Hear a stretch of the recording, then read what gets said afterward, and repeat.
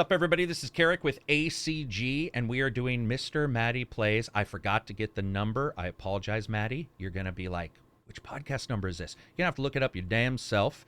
I am here without Matty, and I am joined by...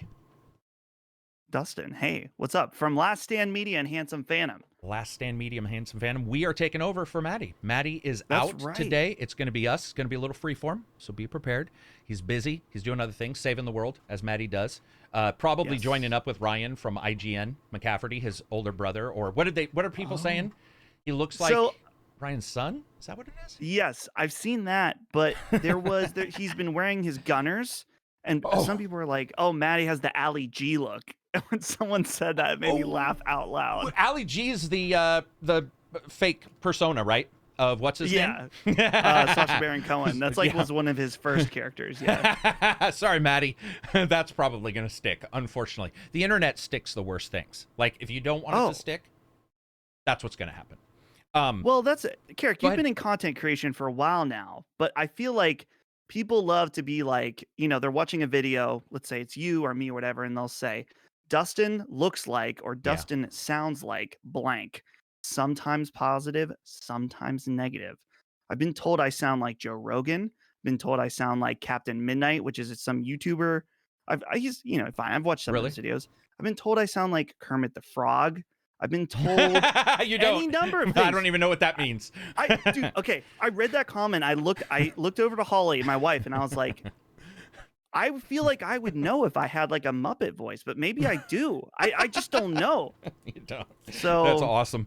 But the thing I always say, because people will say that, they'll be like, blah, blah, blah. And I'll be like, bitch, if I have a beard, I don't look like everybody who has a beard.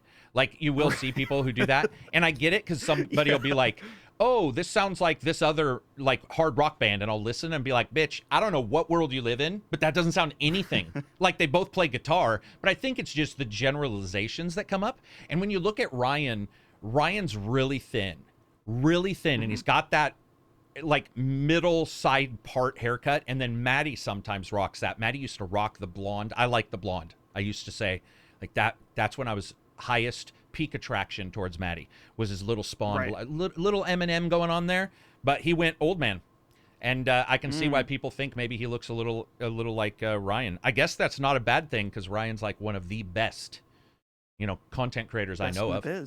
Right? Yeah. So like if somebody's comparing you to that, it's a lot better than, I can't remember, somebody kicked off Twitch, but it's better than something shitty like that. We're going to be covering some of your guys' questions. We're going to cover some stuff I want to complain about. We'll probably cover some games. I've been doing Neo 2. Dustin's been playing what? What have you been playing? So I'm still working through Hitman. Like I've played all the levels, but I'm playing them again now because we're doing a spoiler cast for Sacred Symbols Plus. Very cool. And then Nintendo shill Dustin here spent $60 hard-earned dollars on a game that already came out that I already own. That's so everyone can make fun of me in the comments. One with the expansion, right? Is that Bowser's? Is that Yeah, so I haven't actually played this yet because I plan to play it before the podcast so I could talk about it. And then today just turned into a whirlwind. I'm sure you know that sometimes it just happens. But apparently a lot of people are saying that Bowser's Fury, they're regarding it almost as its own game. I saw that as well. Which, I want to play it. When I saw the trailer, I'm like, Bowser's Fury looks like a 3-hour thing that they're tacking on to get people like me to buy it again. And it would have worked if it was 3 hours. Yeah. But I'm much happier that it's... It could be not. See. I don't know. So did you like... it sounds like you liked the original when it originally... Like the game when it originally came out back in the day? Because this was this a Switch game? Or is this... It was a Wii U game. Damn. Yeah. Okay.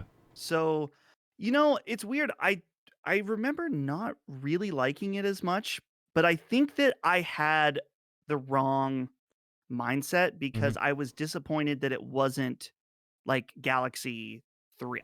It wasn't like one like the previous, right? And I think Dunkey had a really good point in one of his he just released a video about this, and he said now that Odyssey is out, people can return to this game and not think about what they want it to be, but what it actually is. And I'm like, that is a very good point. So I'm excited to dive in. It's funny because Dunkey, he's definitely been awesome. He's like multiple times has like, put me in videos or sent people to my channel. He's commented a couple times, which is always cool. And he is a jokester for sure. But occasionally he'll do something that I think people aren't listening. And it'll happen to me because I joke a lot, but he'll say something like that where you look at it, and if you're listening to him and not just assuming the next one is going to be a one-liner or something goofy, he actually has, not profound, but there's been a couple times where he said something, I'm like, he gets it. Like he gets it, because he can come across like he doesn't get it. And that's a shtick, obviously. Right. Yeah. It's interesting. I've been really, I think you're right. And there's some things that he said or some takes he's had that I really not agreed with. Yeah. But because I've watched a lot of his videos and I'm like, this guy gets it. So even though there are some things he said that I really don't agree with, I highly respect the things he has to say. And it makes me, I feel like a good reviewer does that, is that I will watch reviews after I've played a game just because I like to, not sometimes before, depending on the situation, but a very good reviewer I can completely disagree with and still just walk gain away something and go, from that I review. get it. The context of it all. He's awesome. Like it's weird because when you look at I get it that I do understand that everybody considers like him a jokester and stuff, and he does 99%. But where maybe Crowbat, do you know the one I'm talking about? He returned just to do Cyberpunk, I think. His are more, he talks about stuff, but a lot of his are more sarcastic, jokey. There's something that goes on with Donkey where sometimes he'll say something where I can tell his footage is to prove a point. And I can, like, even if it's a joke, I'll be like laughing, but then he'll say something, I'll be like, oh, he was proving a point. Like, he was like the audacity, I remember it was a Call of Duty or something. He was the audacity of like picking up guns in the middle of battle, right? Like something stupid, like it just doesn't make sense, and grenades and stuff. And I remember watching him do it, finding it all funny, and then he said something right at the end, and I was like, oh, all that was done. And I know he has a team. That'll be the first thing somebody bitches about. I do know it's not just him, but what I'm saying is it's crouched in comedy. And I think sometimes that works better, where like it can stick with you instead of a dry, some kind of dry report that somebody maybe does on a game. So we are going to talk about those. We are going to talk about games we played. We'll jump back because I do want to hear what you think about Hitman. Maybe I'll talk about Neo. I want to talk. I was telling Dustin prior that I want to talk about crossplay. I just want to bitch about it. We're going to talk about DLSS, Uplay, VR, the Nemesis embargo, or the Nemesis patent, and then I'll probably gush for a second about Ratchet and Clank. We'll answer your questions, and then anytime Dustin has something, we will also post about that. I'm going to try to keep I want to make sure people understand. I'm going to try to keep some time notes here. They're not going to be perfect for Maddie, but they're going to be, looking at our time here, we're going to say we're starting the prime. People are demanding about timestamps. I've learned that from content creation recently. I've done podcasts for a lot of years, but not on YouTube until the last few. And wow.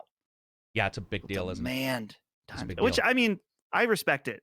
I respect it because I do find them to be a useful tool. But it's with Sacred Symbols, sometimes it's like they're not there in the first hour or two of the video, and people are like, timestamps. It's like, oh. Right. Do you know what happens with me is minute, please. We'll be talking, for example, we've talked about Hitman once, then we'll talk about it again. And what happens with me is because I'm freeform in all the stuff I do, my timestamps will be like Hitman again, Hitman again. And there's one podcast, somebody tried to do timestamps, a friend, a watcher. And he DM'd me later and he's like, dude, I legitimately can't do timestamps because you guys have circled back around to prove a level point or something like 16 times. Like, it's not going to make any sense to people. So I think it works with some things. I don't worry about it so much. I think the great thing about YouTube now is they have that chapters thing, which I'm just coming to grips with, where you like put the timestamp in the description and it cuts the video, which I didn't even know that was a thing until maybe a month ago. And I think I've done it in 2 videos, and I've been really like, it's actually worked out quite well on when I track it. That's another thing. Because like, if you're having a freeform discussion, sometimes you don't want to track the time. You're just like, let's let's just fucking go for it. And speaking of go for it, if you guys want to get these early, you can go to MrMattyPlays Patreon. It's $1. It's $1, and you can get them early. You can jump in here. You can also jump into his Discord. I believe he has that at $3. And he's got an excellent Discord. You can talk about games. Dustin is also on Sacred Symbols, as well as jumps into the Xbox podcast multiple times. And you can check out their Patreon as well. And mine, if you really want to basically invest in the worst crypto coin ever, you can come to my Patreon. Karak coins. Wow. They never return your investment, and they're worthless. So come on by. Join the Patreon. I'm going to sell myself well.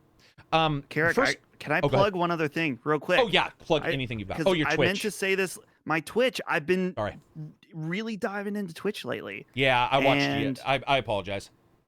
Oh, no, you're good. But yeah, I've been streaming right now. We just finished Dark Souls 1. It's the first time I played it all the way through.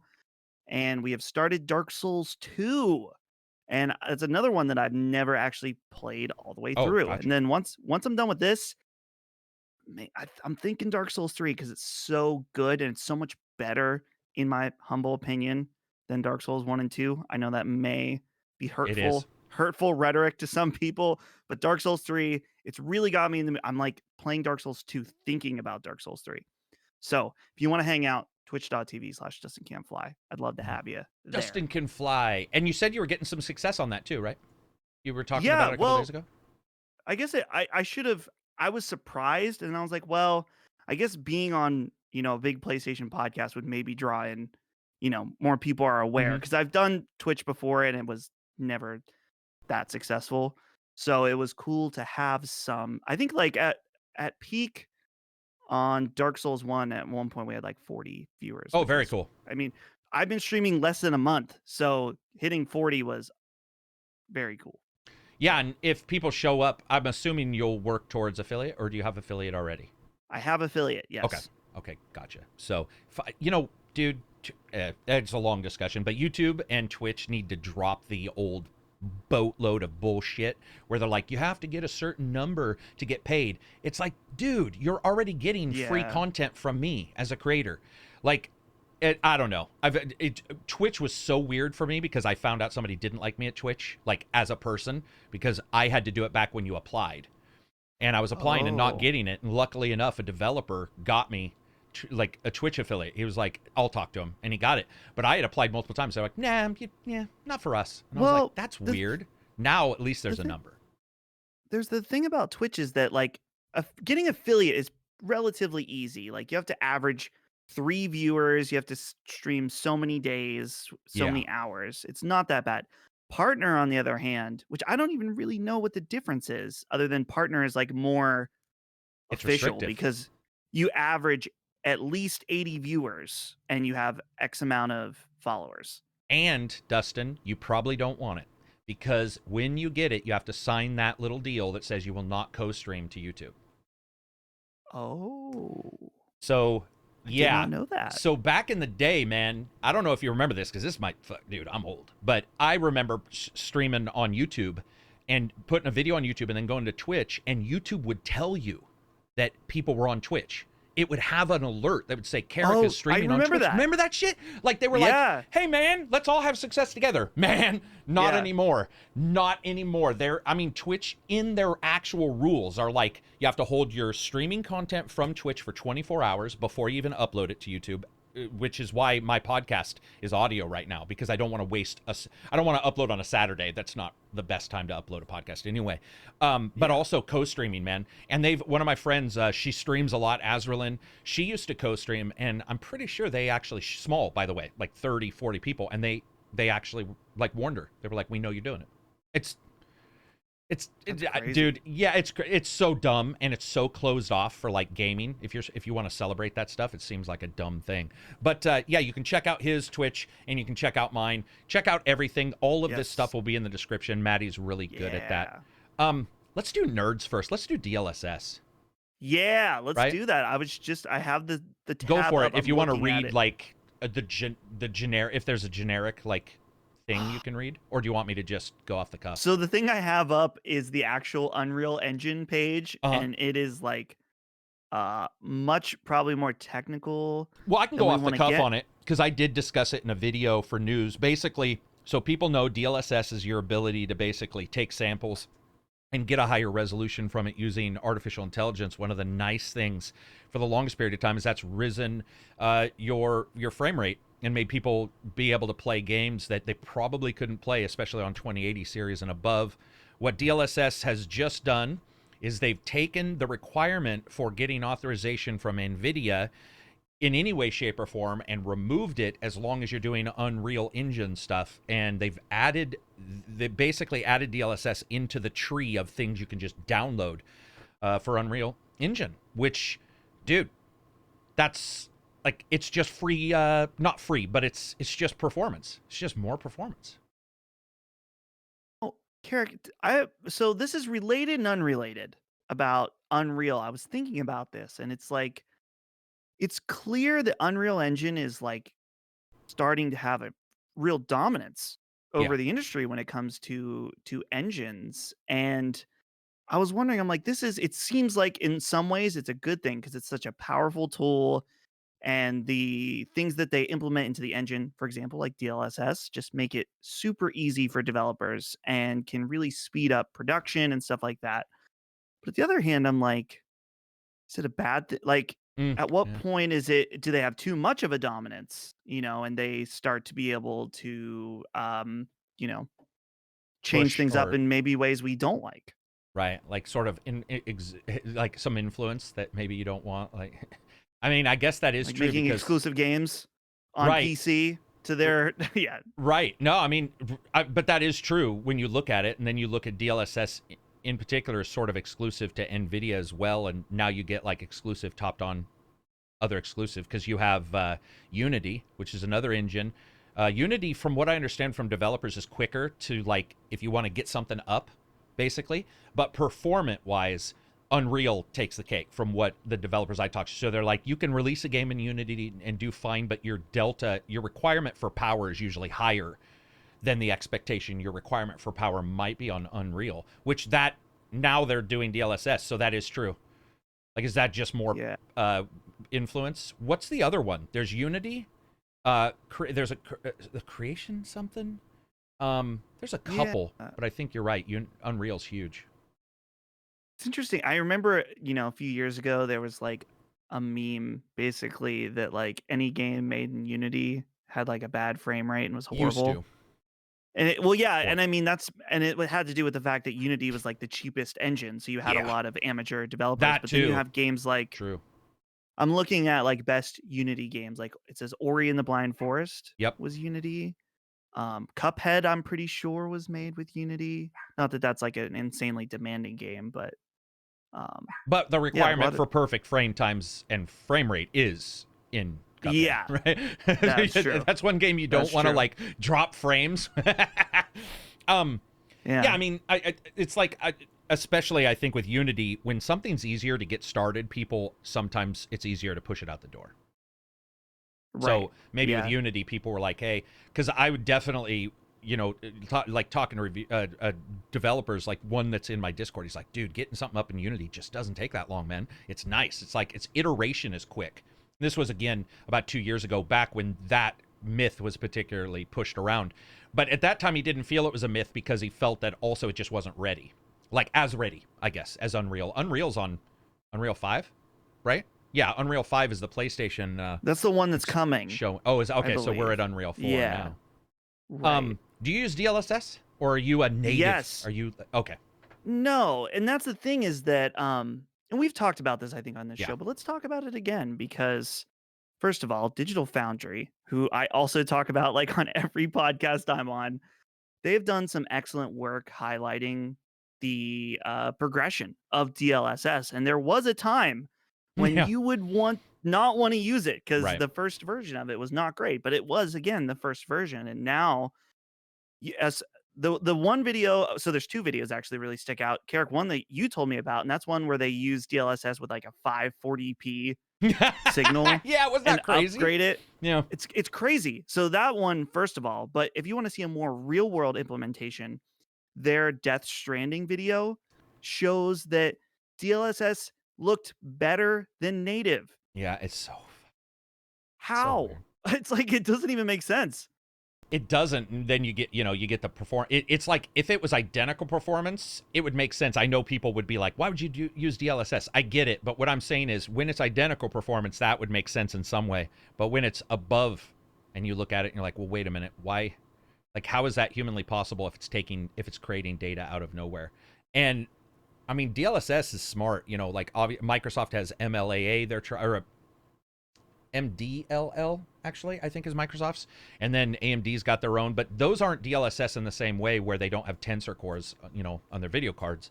And dude, it's not perfect. It's just like ray tracing, but man, for VR, people do not get it. First of all, because I'm a huge VR freak, and I know you've talked a bunch about VR. The issue with VR is, of course, 2 eyes, 90 FPS is what you're hoping for. And then because of the way they do their graphics engine, usually the special post-processing can't be applied. And when DLSS was on 2.1, when they said, well, we can finally do it, it's like a lot of developers were like, thank God. Because now you can get these games like Project Cars or whatever to look really good and run really well without killing it. And that's even more important because I don't know if you know this, but I have a 3080 and I have a 2080. I was unaware that the 3080, NVIDIA is aware of this, has a graphical bug with VR. And so its performance is shit. So my 2080 Ti outperforms my 3090 by a good amount. And I go to Reddit, and it's all over Reddit. People are posting their frame times, all 30s, by the way. They're 3080, 3090. They're like, dude, what's going on? And NVIDIA said, got a hot patch. We're trying to fix it. We know it's an issue. So DLSS helps those people with a 2080 or something like that. It helps them get more frames per second. And VR, that's all it wants.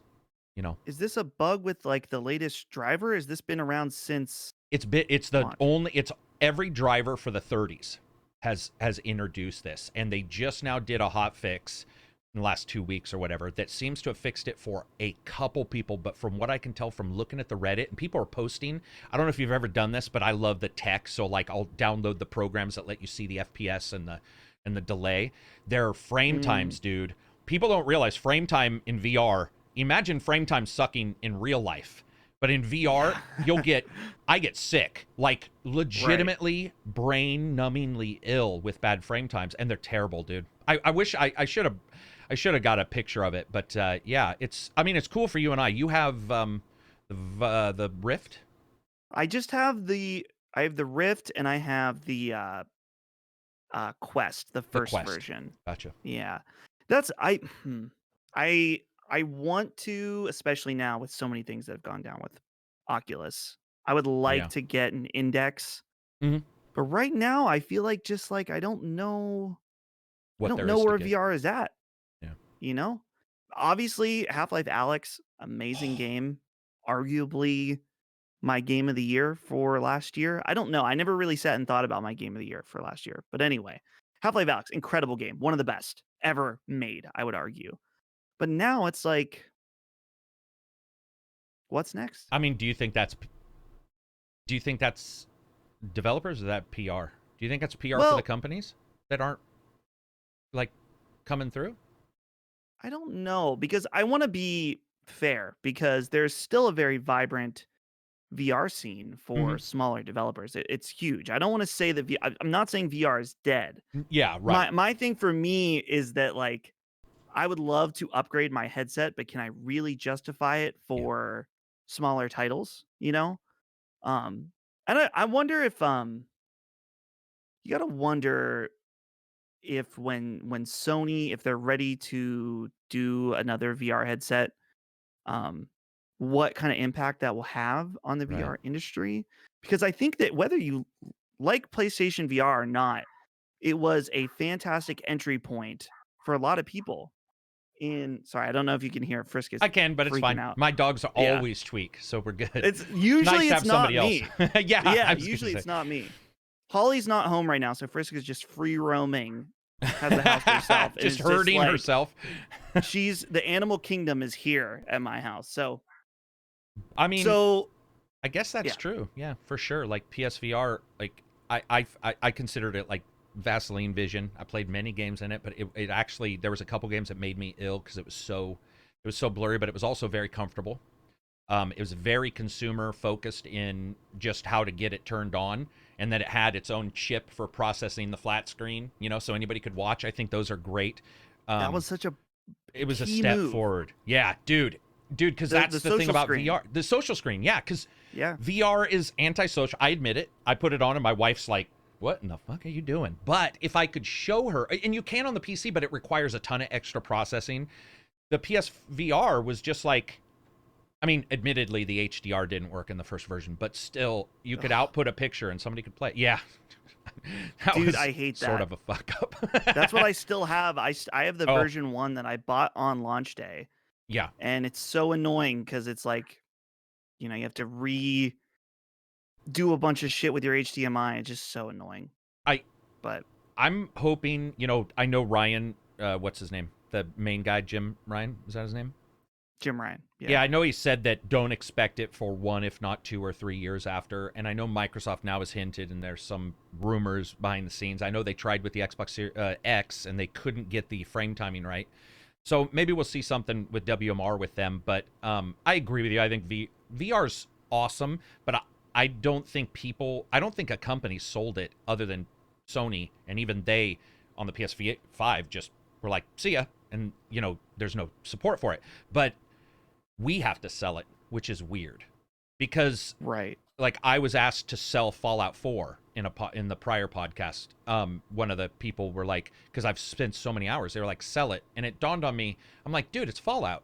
How does Fallout not sell itself?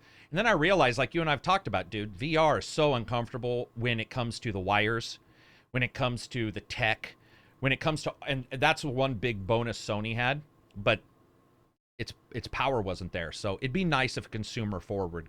I think Quest 2 is pretty consumer forward, though, is it not?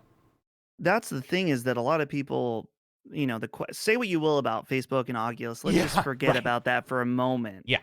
But the Quest 2 especially is just such an easy device that you can just it connects to your phone. You can browse the store on your phone, downloads, or in the headset, whatever you want. And the Quest, it's the only headset that I feel like just works for most of the time. I would agree. I think everything I've stated and seen, we have one. I've only used it like 3 times, the honest truth.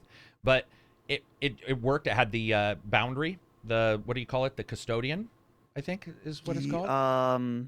Is it boundary? The thing that circle. Yeah, you like map it out in 3D. Yeah. It's really cool actually how you do it. It's fun. And it worked. Like that was it. Is just like, okay, that's where with Steam VR, because I have the WMR and I have the other ones, Vive and all that stuff, and there's always something. There's like, and people wonder why I'm talking about VR a lot. It's because when it does work, Skyrim VR with the mod to see your body, and with the Dragon Natural Speak, which is the one where you say the words on the screen, it is, I can't describe it. Like, I don't get impressed by games very often. And I remember going into the first town in Skyrim. What is that? River Run? Run? Is that the first? Do you know the one I'm talking about? The very first town, like you and the dude run to. And his family's there. Run. Yeah. River Run. His family's there. And I sat down in a chair next to the whatever his name is, the blacksmith. And I'm eating an apple in the game, and he talks to me, and I look over, and I say the words on the screen, and he responded. And I remember a guy in my Discord who sold me on this. He's like, dude, you don't understand. This will change, like, the way you feel about VR. I was like, yeah, Resolution already did that. I'm fine. But once I did that, Dustin, it was fucking, dude. It was so weird. It was so weird, because I was already sitting, so that helps. But I was just sitting, and I looked over, and he said something. I'm like, well, and I don't remember, we were talking about, one of the Jarls or something. And I'm like, well, the Jarl, blah, blah, blah. And when he responded, my brain was just like, wait, is that real? Yeah. What's happening right now? And I think Batman did a good job, Batman, the VR experience, because you could see and you could like look at yourself in the mirror. But we sell it. It's unfortunate. We have to sell it to anybody who wants to get it. It's always a YouTuber. It's always a friend. And hopefully Sony, not Nintendo with their Virtual Boy or whatever the fuck. What was that with cardboard? Oh, the cardboard. Yeah. I mean, it Did was you a try cute that? little thing. So no, but I did. Okay. This is a weird thing. You can look up how to do this on YouTube.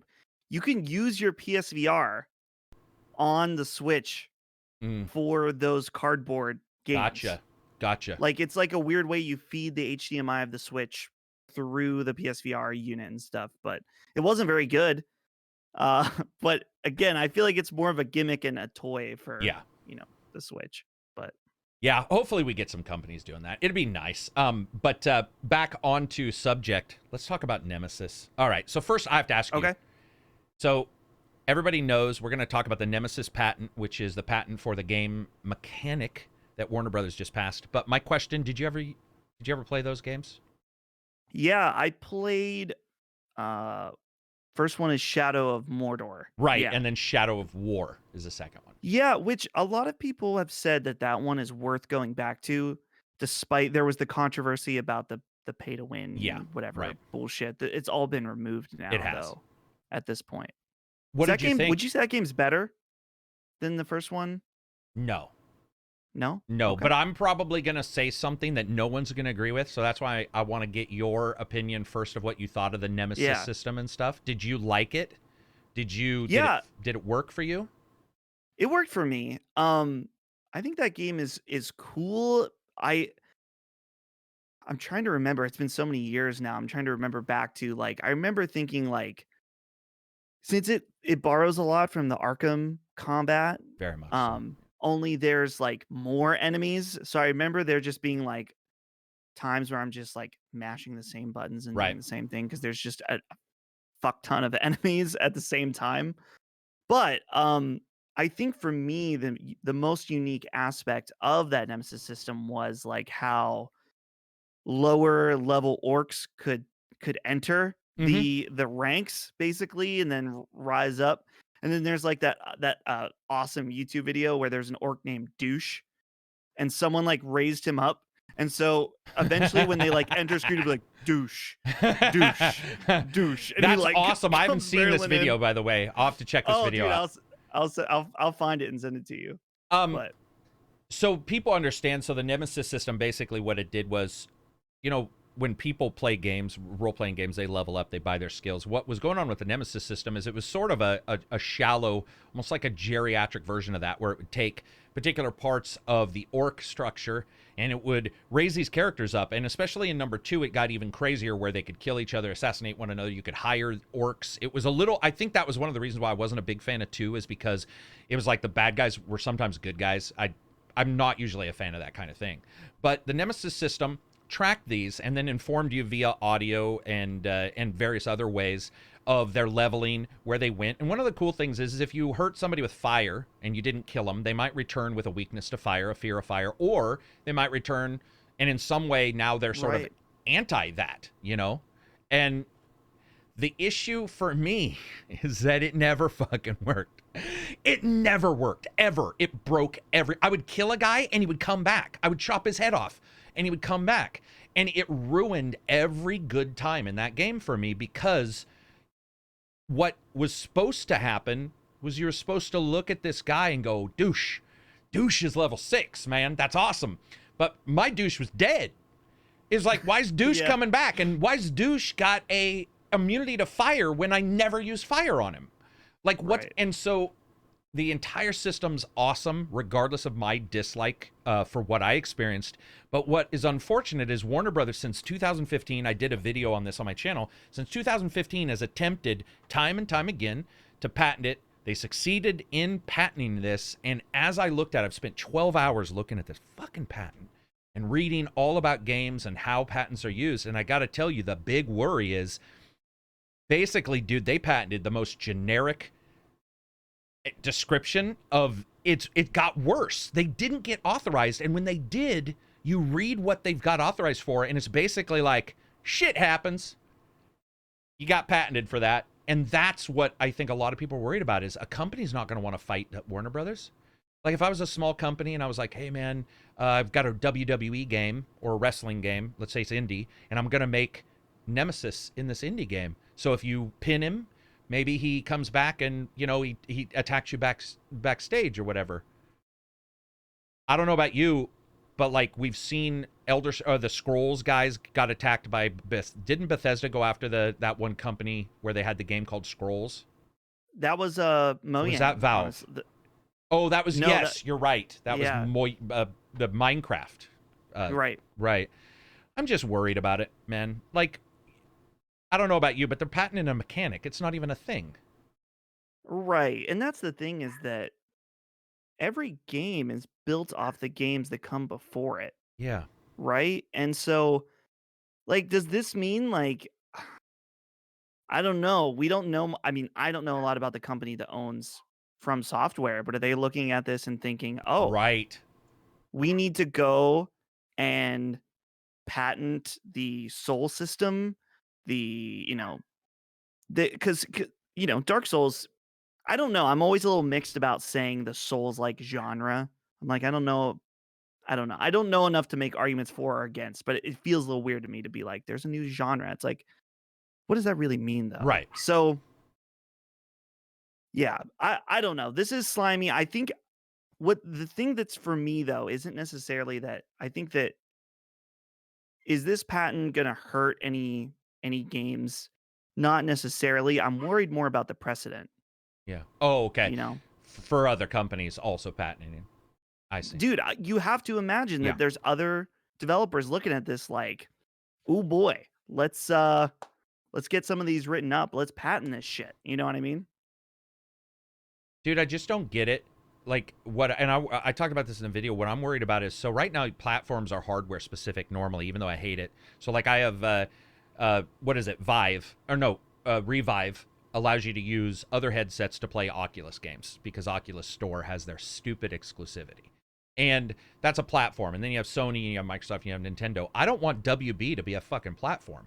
I don't want WB to say our new Batman game with the patented Nemesis system. Like, that's terrifying. That's terrifying. Right. Can you imagine another superhero game? What if Arrow, because I've always compared Batman and Arrow, just the dark millionaire. But let's say Arrow, they decide to make a game, and they look at it and they're like, hey, man, what if you defeat this guy, or you don't defeat this guy, you almost beat him up, and maybe you die, and when you come back, he's a henchman above, right? You know, he's just a little bit above. And it's like, does that mean they're just not going to do it? Does that mean Warner Brothers is going to, because we don't know if Warner Brothers will come after people. People should remember Microsoft did patent achievements, and they haven't gone after anybody. Namco patented loading mini games during loading screens, and no one's done it since. That's worrisome, because achievements, maybe people look at it and like trophies, they got away with it. I don't know what Nintendo does. I don't know if Nintendo does an achievement. They don't have one. Okay. Nope. But dude, yeah, it's so, I mean, there's so many cool things that, yeah, I don't get it. I don't even, how does it, somebody said this, I didn't say this, but it was a good point. They said this just proves, and we can get in this argument if we want to, but he said this just proves that whoever patented that doesn't believe games are art, because you wouldn't patent a circular stroke that you use for painting something. Yeah. And yeah. Yeah, it just sucks. I don't know, man. Like, it's just, like you said, and I hadn't even thought about what you just said. I honestly, the entire time, had not thought about, like, everybody else patenting their stuff, because I guess Nemesis is pretty weird. It is pretty different, so I could see the thought process. But, dude, what if somebody comes and patents, like, oh, it's just going to be a mess, man. It's sad. Like, it's just, why would you cut that off from other developers? And I don't think they're ever going to. Oh, go ahead. That's like there was that thing in the music industry a few years ago about that Robin Thicke song, Blurred Lines. He got sued by the Marvin Gaye estate, and they won. And it's clear, like, I don't know, to me, it's clear that the song is inspired by and not copying. And it's set a bad precedent for musicians, you know? And so I'm just worried that this could be a case like that. And I'm gonna go put Frisk in her box. No worries. That's usually where she is. Because I'm telling you, she's wild right now. So No, I'll be back. okay. You can start the next story. Yeah, I'll jump into the next one. I'll jump into Uplay points and complain about it. So one of the things I was talking to Dustin about prior, and if you guys have any questions on any of this, feel free to post it.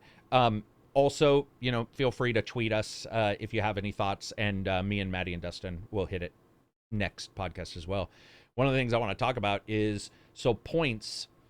You guys know I'm not a big fan of achievements. I'm not a big fan of trophy. I just don't care about trophies and achievements. But one thing that I have enjoyed in the past are point systems that reward you with something later on in a game. And one of the ones that I like the most are Uplay points. And the reason why I don't consider, the reason why I'm okay with Uplay points and I'm not as big of a fan with, let's say, an achievement or something is because Uplay points usually are given to you via buying into their ecosystem, but also doing stuff in the game. You get points, you get something tangible. I know Microsoft does. Somebody told me Microsoft does something with, like, you can actually get money from some quests Microsoft does. I haven't got to experience that, but with Uplay points, one of the reasons why I talk about them all the time is because there's something refreshing about playing like an Assassin's Creed game and then not playing any Ubisoft games, and then Far Cry comes up for review, and I jump into Far Cry, and I've got like 250 Uplay points to buy a gun skin or something, and it because people have always been like, well, what are the two differences? And I guess I would just say that, to me, an achievement almost never gets me something, and a trophy doesn't get me something. And I think that's why you hear me talk about Uplay points a lot, and my hope that other companies might look at this system, because to me, there's a rewarding for me to continue to play in the ecosystem, or know that something's in there and it doesn't really cost me anything. And I just find that really nice. I jumped into Far Cry for a review,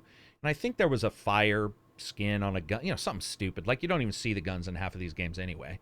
But it was something just cool enough to where I was like, yeah, man, I'll get that. And then I think you could get Evie and Jacob from Syndicate in Odyssey or in Valhalla, I can't remember which, onto your ship. And I was like, that's pretty sweet. That's a reward for doing something. So I didn't know if you agree with this, Dustin. Basically, what I was doing is, a lot of people will say, oh, you don't like me. They'll be like, you don't like achievements, but you like Uplay points. I was trying to describe sort of what I dug about them. I don't know if you use them at all, though. Do you even experience anything with like Uplay points? No, I usually with Uplay, I think I have an account that's just for games, but I haven't done anything with their Okay. like Uplay points. Do you like the idea of that kind of stuff? Would you like to see Sony say, here's Sony points, and if like first, like, you play Spider-Man 2, and because you played Spider-Man 1, maybe you can buy a skin or two? I mean, does that kind of stuff bother you? Are you against it because it feels like a sort of cheap? No, I like that kind of stuff. I mean, if it's done right. Like, I think that Nintendo has a pretty good rewards system for this. Like, Nintendo, they have like two levels. That's like, one of them is silver points, which can unlock you like digital goods, and they've actually started to do some physical rewards as well. And then there's Damn, I didn't gold know that. points, which you get from buying games, and you actually get money off of future games. It's not a lot, but it's more than Sony is giving you. Like, Yeah. Sony's not giving you anything I mean, if it's a your buck, it's a purchases. buck, right? Like, Right. that's, especially Yeah. these days, if they're going to raise games to $70 or whatever, you might as well get a little free. The reason why I bring it up too is because I don't know if you guys saw, I don't know if you saw it, Dustin, but Assassin's Creed Valhalla now has 50% of their skins on the microtransaction store. And look to be going over 50% of their skins for customizations will now be on the microtransaction store, with only 40 to 50% in the game and winnable and gettable. And this happened after it released. And so a lot of people were mad about that, obviously. And I was trying to discuss the various differences in like stores. There's so many currencies too. There's just so many currencies. Like, I think they have Helix points also, right? Yeah, Ubisoft has Helix points. Right. Yeah. Which, what the fuck do those even do? Yeah, I think those are a completely different thing so I don't know. Aren't those for buying in-game items within Assassin's With Creed? money, I believe. Yeah, I think so. Helix points you buy, Yeah. and Uplay points you get for playing and buying the games, or something like that. You can't win. Microtransactions are here to stay, guys. So, might as well get something from them. I don't know. What's the worst game you've ever played, microtransactions wise? Do you remember an egregious game? Like, where you're like, what the? Because to me, it was Horse Armor, bro, from Oblivion. Oh, yeah, dude, I remember Horse Armor. Dude, I remember that. I mean, that was one of the first. It was. And you got it, and you were like, it does nothing. It looked cool, but you felt it in your heart, in your little heart. You're like, The thing about this Karak though is just that like I see on, Fortnite, obviously their business model is through microtransactions and stuff like that. But I just can't fathom, and Call of Duty is like this too. And I've seen this recently from playing. I just can't believe the amount of money that these skins cost because some of them I'd be down $5. right, Fuck it. right. But then it's like, oh, this costs $20 or Yep. this set is, and I'm like, wow, that we're talking that's the price of an entire game, in certain situations, whether it's a sale or a smaller game. And I'm like, I don't know. I don't know about that at that point, Or you're playing a game like this happened with Phoenix Rising a little bit. I love Phoenix Rising, but when you look at some of the microtransaction, it's like you can wear. I said this in my podcast, but it's like you can wear sweaty dragon scrotum armor that you get in the game that looks like shit, or you can buy the Manicore awesome dragon fiery fucking wings for like $9.99. And a lot of people look and go, "I'm looking at this dude the entire time. It's a third-person game, so it's like I want to look cool. I don't want to wear the sweaty ass scrotum armor." So for $9.99, additionally, on top of what you've already paid, you can buy this other stuff. And that does bother me when the game itself stuff doesn't look very good. And I noticed with Rage 2, I don't know if you did Rage 2, because you weren't on the podcast at that time. Did you play that game? Not all of it, but I did play some of it. I was not compelled to. I wasn't reviewing it, so I wasn't required to like finish or anything like that. But I was like, yeah, dude, its store was hidden, man. Its store. I was pinging people behind the scenes when we got that for review. I'm like, there's a fucking block, an empty block in the menu. That's going to be a store. And people are like, no, there's no store. And they were like, yeah, there's no store. And I'm like, dude, that's for sure going to be a store. Like, you can tell that's going to be a store. And I mentioned it, and I was like, dude, this is for sure a store. And we get it. And this is a game where you can't see half of the stuff, and they still sell you skins for it. Where you can't even see, like, like a first-person shooter, and they sell you a skin for armor, and you're like, but I can't see it. Like, why would that be? I can imagine I look cooler, but that's like Overwatch. That is true. The skins in that game, you can't really see yourself. I don't really play that game, but is it just microtransaction to hell? Last I played it which was a few years ago. It's one of the older ones that is loot box based. So you don't have choice. Oh, okay. About actually, Karak, Overwatch was my first and only experience buying loot boxes, which I think I spent.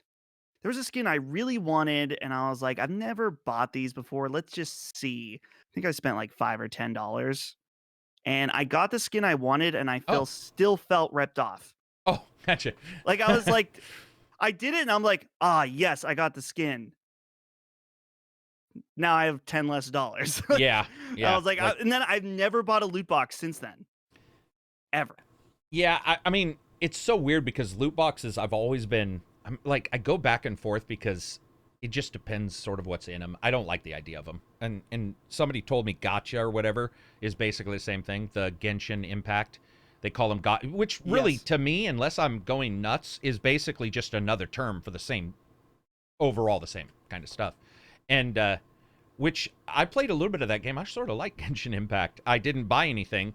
But I don't know, when you look at these titles and stuff and you look at microtransactions, what's weird to me is if a game's going to be 70, which Sony said, who else said that? Did Activision and EA both say they're going 70? I think one of them stated that.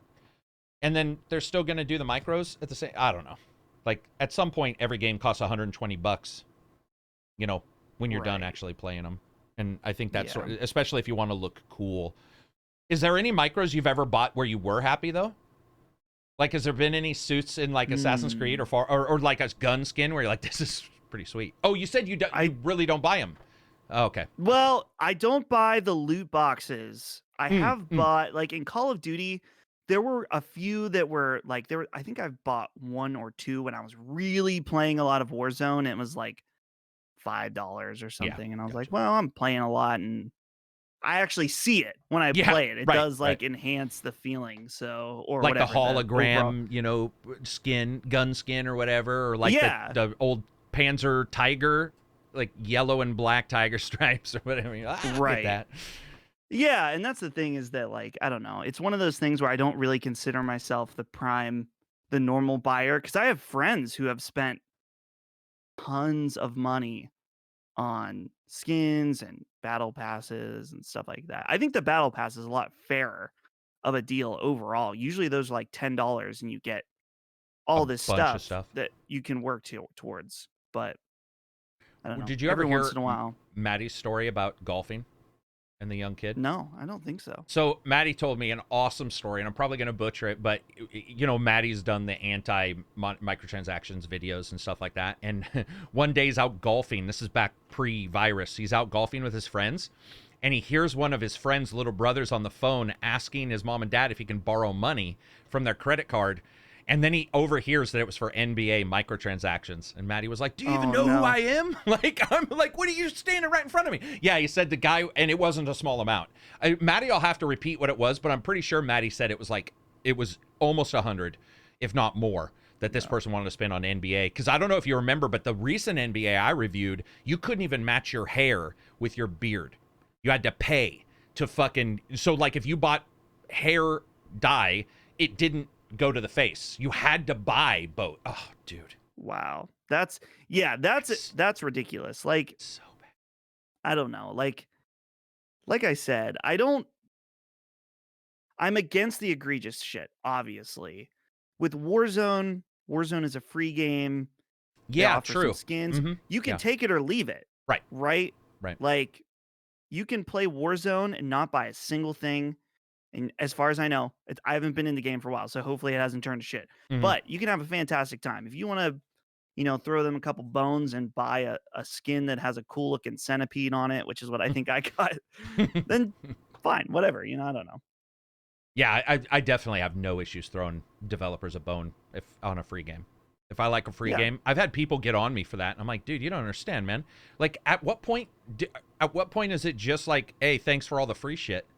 Like at some point, if I'm playing, I play a ton of free MMOs, Neverwinter and Star Trek and all these games, and there'll be like some suit that comes up, and I'll be like, well, dude, I got 60 hours out of this so far, and I'm still playing it. So $5, $9, I have no issue paying that. Star Wars, Knights of the Old Republic, well, I still subscribe to that. I don't know. Yeah. I think I'm addicted. I think I'm addicted to having a sub for that because I don't even play it that much, but I still have a subscription for it. Do you have any news topics before we go to the next one? I do have one. We don't have to linger on it long. I do have a question for you though. Yeah. So, was just announced, exclusive to the Epic Games Store, the entire Kingdom Hearts lineup of all of their games. So that includes Kingdom Hearts 1, the 1.5 and 2.5 collection, the 2.8, Kingdom Hearts 3, and the new Rhythm game are coming to PC for the very first time ever. And they're exclusive to Epic? Yes. The PC versions. Now, here's the thing, Karak. I'm very excited that these are on PC, just because I like having games on PC so they can live forever, right? Here's the pricing. For the first Kingdom Hearts 1.5 and 2.5 collection, $49.99. For the 2.8 collection, $59.99. Kingdom Hearts 3, $59.99. $59.99, and Kingdom Hearts Melody of Memory, $59.99. So we are basically up to full price. Yeah. Now, I have a thought about this, but I'm just curious about what you think about when a game gets ported, an old game gets ported, and then we get a standard price, we'll say. Yeah, and they're not remastered, right? They're quite literally just a port, probably with like, they're not remastered though. We're not seeing remastered or anything like that in their name. They are ports of a port. Oh, true. So, like Kingdom Hearts 1, basically they like went and they made it 4K on PS4 Pro.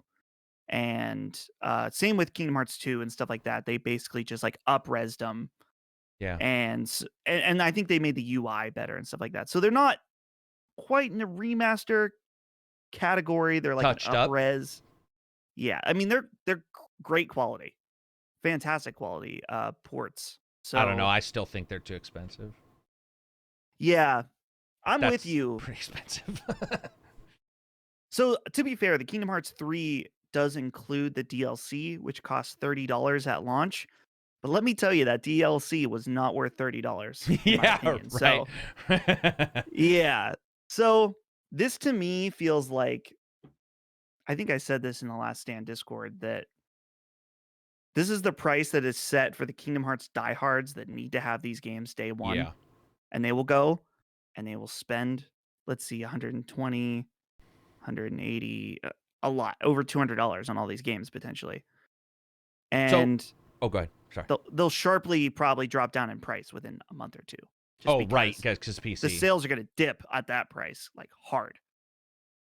I mean, dude, it's exclusive. So, like, let's say it was on everything. This is going to sound really weird. I want to make sure I describe it. But if it was on everything and they charge that price, my assumption is they're not getting paid by everybody to be exclusive. So maybe there's something there that they could explain why they're charging $59.99. But they're also exclusive to Epic, which I assume Epic's also paying them. So why are they not like saying, you know, like Epic could reach out. Epic doesn't care about reaching out, but they could reach out to gamers and be like, boom, 120 Ultimate Edition gives you all of them or something. And then each one's $20 if you want to buy them or something like that. But instead, they're just real price, real price, real price, real price. Yeah, and And they're Kingdom Hearts games, which I don't know how many people waited for the PC versions, is what I mean. Like, you buy it on, you probably played them on your console. So the idea of buying them at full price on PC just seems ludicrous, but that's me. Yeah, and that's the thing, is that I feel like you know, work is done to port these games over to PC. I won't deny that. So I would expect them to be not the current price of the already released PS4 Xbox version. You know, because those, like, now, like, I think I've seen Kingdom Hearts 3 for like $20. Yeah, $19.99. Yeah. So I would expect 30, maybe even 40. But 60? I don't know. Seems a little Getting in a high. weird time too for like the pricing of some of these games. I think Cyberpunk also. I mean, dude, like everybody I've talked to now who's played Cyberpunk, whether you like it or dislike it, I think most people know that there were issues after 8 years of how it came to be, what we got and all this stuff. And I know a lot of my friends are like looking at purchases a little bit more closely. They're liking what they buy for sure. Not saying that. But almost everybody in my Discord has stated that while they may look more closely, when they do get something, they are enjoying it more, but they are looking more closely. I think people are, for the majority's sake, seeing a couple games not hit it. And so they are looking more closely at those games. And if somebody looks at these and goes, $60 for a Kingdom Hearts game? And especially an older one, which doesn't have quality of like life improvements for control. Like, you'd have to be the master at that, because I haven't played 2 or like 1. I don't know how they control now, but I would assume they control like dog shit. Like, you know, almost 2 is controls. still pretty good. Oh, 2 is pretty good? Okay. 2 is pretty good. I played through them all like 2 years ago, 2 or 3 years ago, and I remember thinking that 2 was pretty good. 1 is kind of mixed sometimes in the control and combat department, but so yeah, I don't know. It's just weird. I mean, as far as value, I guess, like the 1.5 and 2.5 collection is 3 PlayStation 2 games and a PSP game that have all been up-res. You can play them in 4K. And I'm wondering on PC if you could even do, like, these games run at 4K 60 on PS4 Pro. So it's like, what advantage are you really going to get with PC on PC, other than unless you only have a PC, then that's great for you then. But I don't know. It just feels like sometimes when we get into these niche titles, who are you selling to? I don't know. Like, we'll have to see, because I do know most of the people I know who like those games are probably PlayStation fans, meaning they already have... losers. Yeah, Like and me. losers. But they already have a PlayStation or have played them on a PlayStation. So maybe like you said, their jump into PC isn't crazy. But I think a lot of those people probably also then won't want to jump to Epic exclusive PC. Like that's another thing. I mean, I get that PC we can save games. You know, I know a lot of people like archive games, but dude, you're buying it from Epic. I don't know. It feels like stealing from Peter to pay Paul sometimes because you're paying, Yeah. like Epic's Tencent. So yeah, you're gonna archive your shit on a Chinese server. Like, I know that doesn't matter, but it just feels weird. It just feels weird. Yeah. This will be interesting to see how their sales are. Yeah, and you have to imagine, like, for the most part, all these games after a year, I don't know, has any game remained Epic exclusive outside of their games, like Um, Fortnite and Rocket League? They're, I think a couple have, but I don't think they're like the titles that people would care that they came to Steam in a huge amount. I could be wrong on that, but I'm pretty sure there's one or two games that are probably still exclusive to Steam because I don't remember like seeing an announcement that they're not anymore. But I just don't think that they're big deals. I could be wrong on that. I do know that, like, for example, I don't know if this was last podcast with us, but I was bringing up that I was blown away Xbox Game Pass had Kingdom Hearts games. And the reason why I was blown away was because I think of Kingdom Hearts as Sony. And so I looked at Game Pass. Oh, yeah, I was with Maddie. We were doing Xbox games for the Duke. And I was like, whoa, they've got Kingdom Hearts. Like, it slipped in, right? I wasn't expecting it. And so I'm just wondering if, like, how many other people do you have to sell or give that game to? I mean, maybe Right. there's something on Epic. Epic does deals that don't make a lot of sense anyway. So, did you see the last deal they did? Oh my God, dude. What was it? They did a deal, and I remember, oh, damn it. I can't remember what the game was, but they did a deal where even just looking, oh, yeah, it was Hitman. The Hitman debacle. Oh, yeah. And you were just like, dude, I don't think that somebody who makes money should be attacked. Like, I've never believed that. It's a weird thing going on now where it's like, we hate success, but we don't. We all want to be successful, but if you get above a certain amount, we're going to destroy you. But with Epic and the Hitman stuff, where it's like, we're going to buy exclusivity away and split the games up, they should have thought that through. And they didn't until people bitched, a week prior? I don't know. They don't make the smartest decision. Do you use it? You said you have it, like, you buy some games on it, or do you try to stay away from You the know, Epic Store? honestly, it's one of those situations where I get the, the frustration often, but like for me, and I'm with you that I don't like giving my money to Tencent, but ultimately it doesn't It doesn't stick with you. at the end Yeah. of the day, it doesn't really bother me which No, I get it. launcher I go to. So, and it's sometimes it's just like, I don't know, maybe I have no spine just because it's like, well, I really want to play this game. It's only on this launcher. So I don't know. Like, do I wait a year?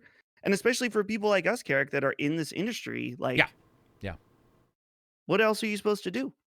Yeah, and So, I bitch about Epic, and I'll buy a game. If there was a game on there that I wanted, I would buy it. I would still not like it, and I would talk about it, but I would buy it sure. because. And the same thing happened with Steam, by the way. I was a big complainer about Steam because I don't know if people remember, Steam was dog shit for the first like 4 or 5 years. Dog shit. They couldn't get anything right. Their prices were terrible. Developers were bitching about the percentages they got. There was issues with tech, all kinds of stuff. So I'll complain about pretty much anything that I don't think is necessarily right. But no, I agree with you. I'm not a person who will bitch.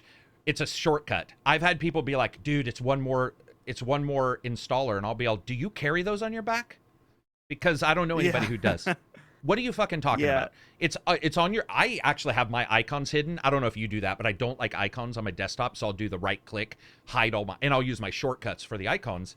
And so I don't even see it on my, like, I just type in EPIC into Microsoft. It's like, here's your Epic Manager. Double click it. It opens. I'm not going to lose sleep. Yeah, I'm looking through my library. I think the only games I've purchased are Hades. Good purchase, though. Very good purchase. And I'm looking through here. I mean, I've received games through Handsome Phantom, and I have a bunch of free games, but I think that might be it. Admittedly, and their I bought store is dog shit. I bought the Star Wars Squadrons with your creator code. Oh, was that epic? Jeez. Well, thank you. What Was it that epic? Maybe. Man, that's Maybe been it a long wasn't. time ago. I do remember you saying something about using my creator code on something. Yeah. Yeah, no, I think you're right. Or was that Origins? Maybe it was EA. Origins. No, I mean I have it on Epic. Hey, what did you think of Squadrons? I don't know if I ever asked you. I want to play it, but I need a flight stick, is what I've determined. Gotcha. It's fair enough. So eventually I'm gonna find a flight stick on sale and I'm gonna buy it. And then I'm gonna play Squadrons. But I can't okay, see you in 10 years, Dustin. They don't go on sale, bro. They're so expensive, man. Damn it. Yeah, that's the thing is I can't in my mind I can't justify buying one because I really only want to play Squadrons. Though maybe if I had one, maybe it would open up a world of flight stick gaming to me. Dude, I'll tell you, I did the knows? same thing with steering wheels, man. Like, so every year, other than this one, both Microsoft and Sony moved or at least, yeah, their peripherals work on both. But I had my Xbox, I don't remember what it was, Logitech, and I was like, I'm not spending $300 to review games on the PS5 with another steering wheel. And luckily, there's that adapter. Brooks is a company that allows you to use PS4 stuff on the Xbox and vice versa. And so it's $30. And so it's so nice to be able to just grab the grab the driving, steering wheel that was $300 and some and not have to buy it again. And that was a huge deal. That was a big saver because peripherals are expensive. Even controllers, dude, they're so dumb expensive now. Oh, like, yeah. I mean, I think, what is it, $69? Is it $65 for an Xbox or PS5 controller now? I think the DualSense is 70. Jesus Christ, that's a lot of money, man. That is, dude. At least the DualSense, there's like some argument about there being new tech in there. True. The Nintendo Switch Pro controller, I believe, is 70, or it launched at 70. And I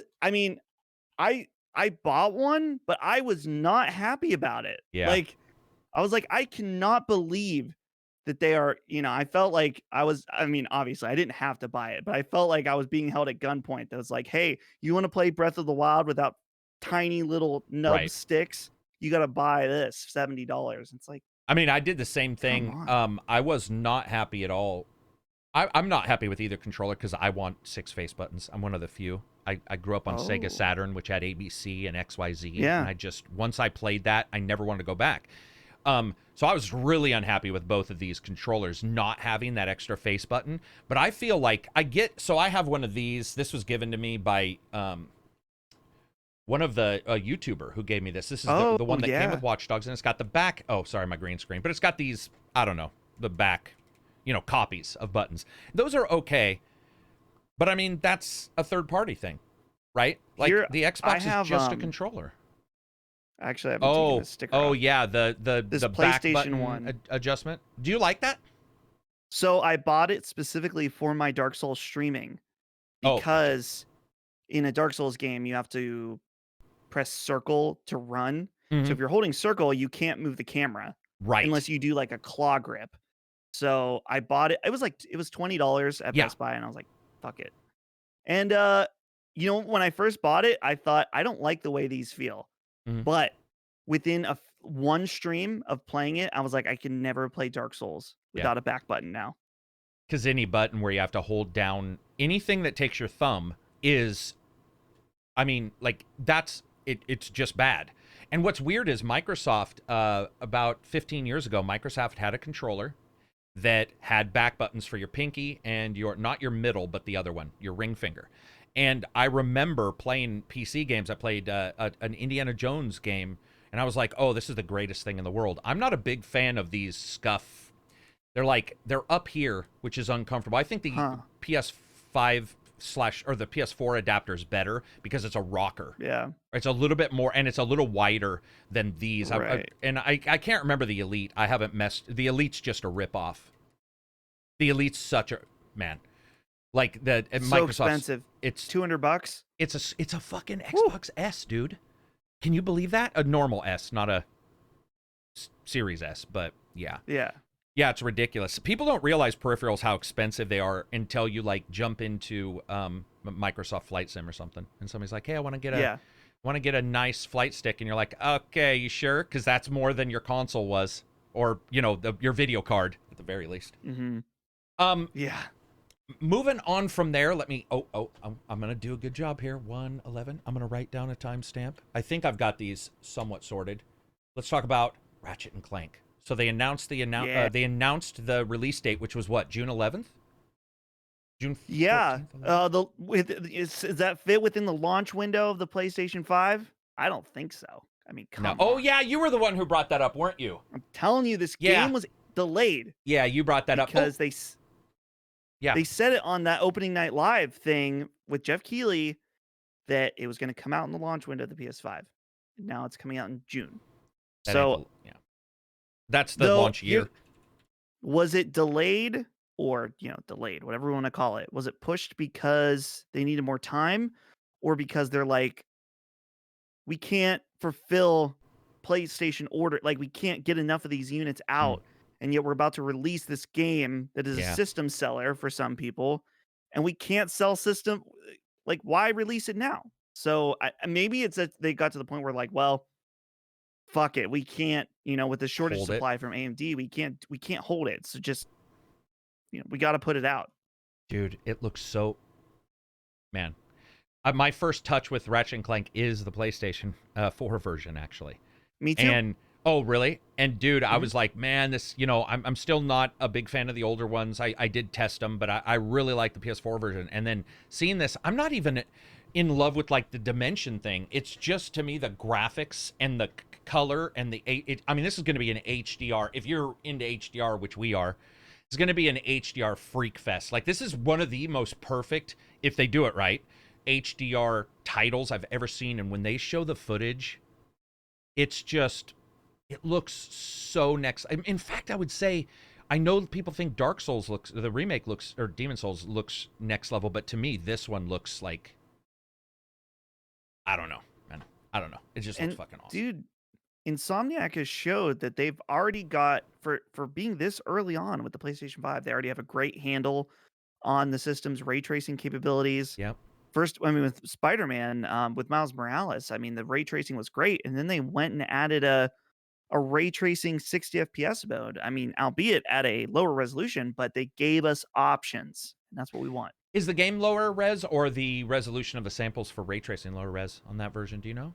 On the 60? I believe the game overall is lower res, but I don't know about the quality of the ray tracing being lower. Dude, it's Spider-Man. They probably figured out a way to make it look good anyway. Right? Yeah. Like, yeah. Insomniac just, there's some for example, Forza. I would say Forza Horizon, that, like, Playground knows the Xbox. There's something about Forza games and Horizon when you're going right, I'm just like, damn, that's insane. And then there's Insomniac, and you're like, damn, that's insane, where they just know the system, and you can tell they know the system. Maybe they get it early. I don't know. But, dude, who did Killzone on the PS4? Was that... Oh, that's who's Guerrilla. Guerrilla on the PS4, I remember seeing Killzone and thinking the same thing. Now, admittedly, Killzone, not so good as a game. Right. But I think Ratchet and Clank, I don't know anybody who's assuming that won't be good. I mean, unless they're fucking nuts. Oh, yeah. It looks like a Pixar movie. Like, I know, man. And what's funny is on PS4, when that one came out, I'm like, wow, this looks like a Pixar movie. And now it like, oh no, now it really does. Looks like a Pixar. Yeah. I used to do that with like Sega Saturn. I remember, this looks real. This, and fucking pop-in was happening. Like, in real life, if pop-in's happening in your real life, you have glaucoma, might want to get that checked out. But I remember when I was playing those old games, being like, this is the fucking Gran Turismo 2. It's a real car. And now you see like a Forza GT, not Project Cars. What's the one they shuttered the studio? Drive Club. Drive Club. Jesus. And the rain. Oh my! The rain on that game looks so good. I made sure to have it downloaded because they shuttered. You can't download it anymore. They shuttered that company, which is unfortunate. But that game's the rain of the effect. You're just like, and yes, it's 30 frames. Whatever, like whatever. I get it. But what they did with each frame, 50 Phenomenal. Pretty good. So yeah, That's right. yeah, and that's why I'm excited for this, man. Like I don't know how long it'll be. I'm already a little confused about the trading about the tether, the dimensional tether in Ratchet and Clank, because it could be confusing if you're in the midst of a battle and you're going back and forth. But what they've shown, I don't care. It just looks awesome. They have so many worlds. Yeah. It's riding a dragon at one point, I think. Like, I don't know. I can't wait. That's why. What's the guy with the staff that Maddie likes? The raccoon. Is it Sly Cooper? Oh, Sly Cooper. Yeah. That's another company. If they looked like Ratchet and Clank, I would like to see. I would like to see a Sly Cooper. They look very cool. It's just like awesome. What were you gonna say? Sorry. Oh, the one thing I was gonna say that is just interesting about this release is that the last Ratchet and Clank game was technically I don't want to say budget title, but it was $39.99. Mhm. This one True they're that. coming out and they're saying, "Hey, this is $69.99, full price." Hey, Which hell, hey, it may be worth it. I think it probably will be. Something you said Yeah. last time turned out to be true. This is sort of a jump, but we were talking about Insomniac getting bought. Remember Insomniac, and you said, "Man, Insomniac must feel bad for only getting 200 million or whatever." And we were talking about companies and driving up the price. Did you see that was actually announced like the next day after we did the podcast? What? That they were overpriced. After you did the podcast, a analyst on Gama Sutra, one of the major video game analysts, came out and was like talking about behind the scenes that developers and publishers were bitching that the price had ballooned, and that they were getting out of ability to purchase, that they were artificially inflated. It was funny because you had mentioned it that Friday, and I think that Saturday. Oh, that's weird. That's weird. Yeah, it's weird how you gotta wonder what the ceiling is and like whether we're gonna see that start to taper down or what. Dude, at some point, somebody, I mean, like Embracer Group, that I don't know where, like those guys have so much money, but it does seem like at some point, because there was another rumor about a $5 or $6 billion purchase from a company, and it sort of died. I didn't hear any secondary rumors. I got one DM about it, but it's like at some point you look at those, like you said, it was 200 and some for Insomniac, which I felt was fair. But then you see that mobile company was 800 or whatever that Embracer Group bought, and you're like, I mean, admittedly, mobile makes a lot of money, but I think you're right where it just felt like it was overpriced. And right. Wonder if these guys, maybe they're doing $60 because they feel like they underpriced Ratchet. Because I do feel the PS4 version of Ratchet and Clank was underpriced, 20 or 30. Yeah, I totally agree. I think it was underpriced for sure. And so, I guess the question is, I mean, the thing that I'm wondering about, which do we know, did Crash 4 sell well? Yeah, Crash 4 did It sell did? well. Mm-hmm. Yeah, it came up on a couple like European number ones. No, it wasn't just European. I believe that was one Maddie did something where it was like 3 months as number one for a while, and we were trying to figure out price. But was it Crash 4 or was it the Insane Trilogy? That's true. Because something that I was wondering about Crash is that, so the Insane Trilogy, the Crash Team Racing, and Spyro, and Tony Hawk were all $39.99. And then they did Crash 4 and they charged full price. I know that made me hesitate a little bit just because I was like, well, all these other games, they went at 40. Surely the price will go down relatively soon.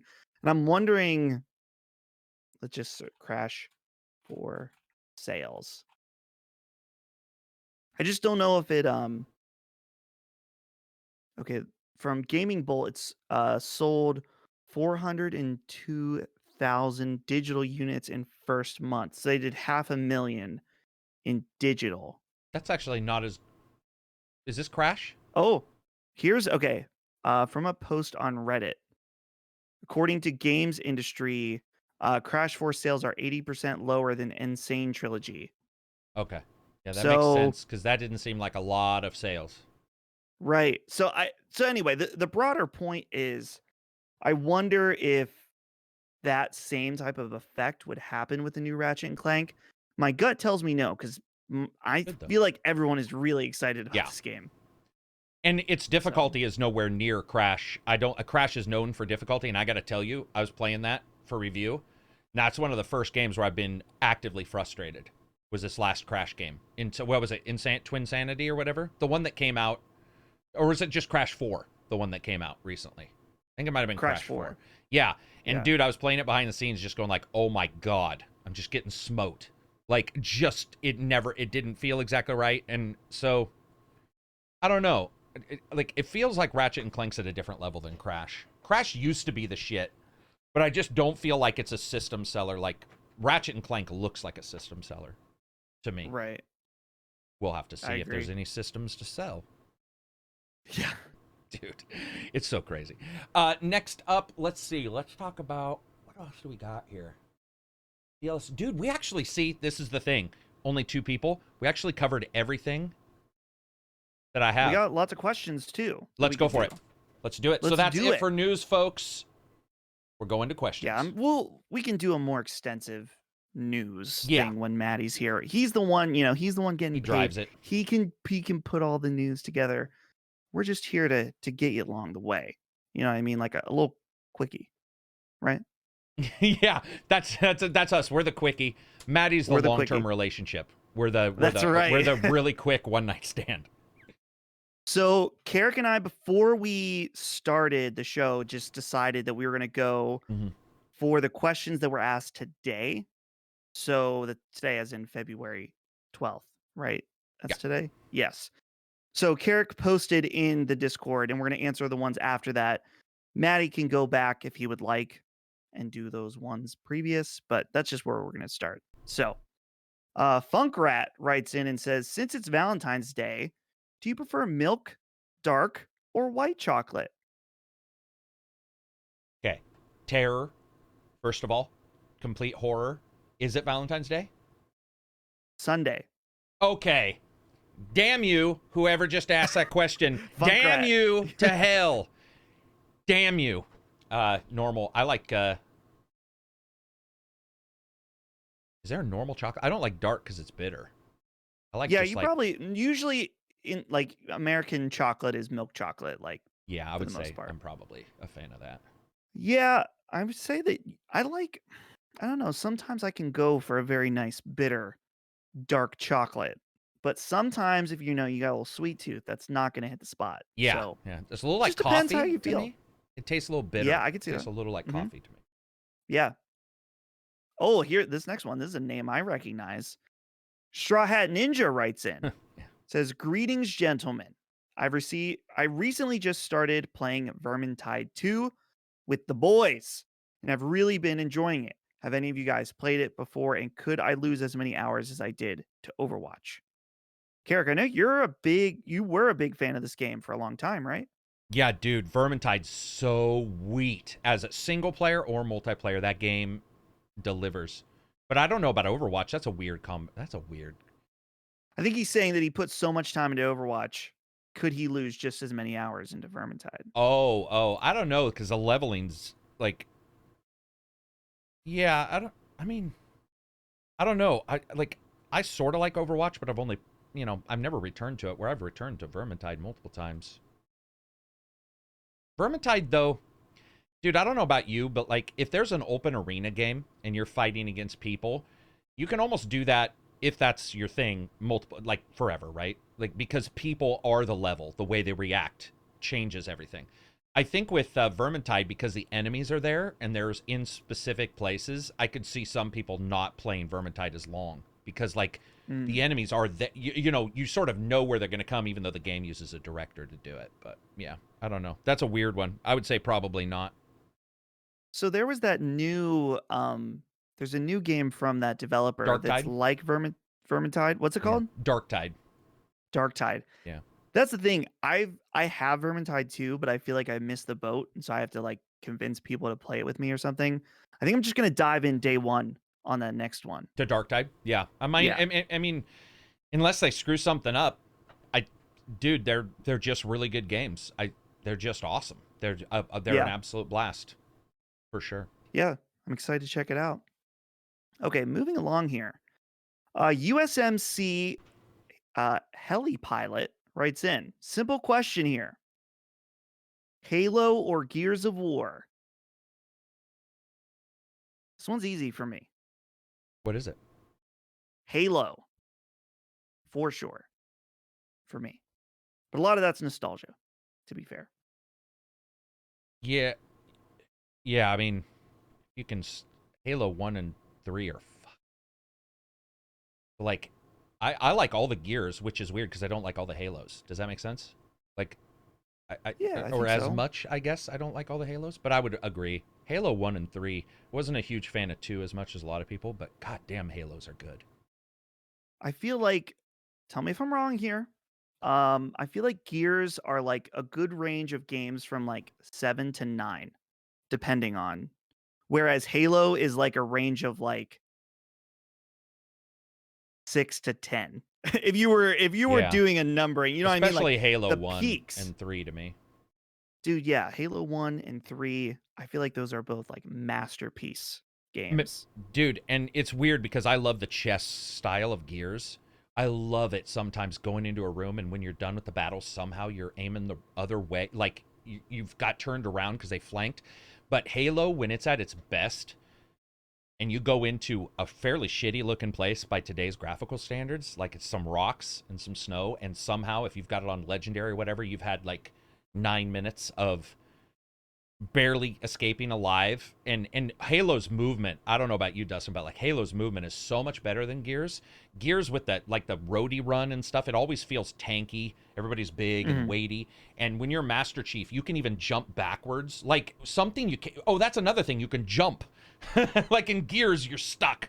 You're like concrete. And Halo, that verticality is so good.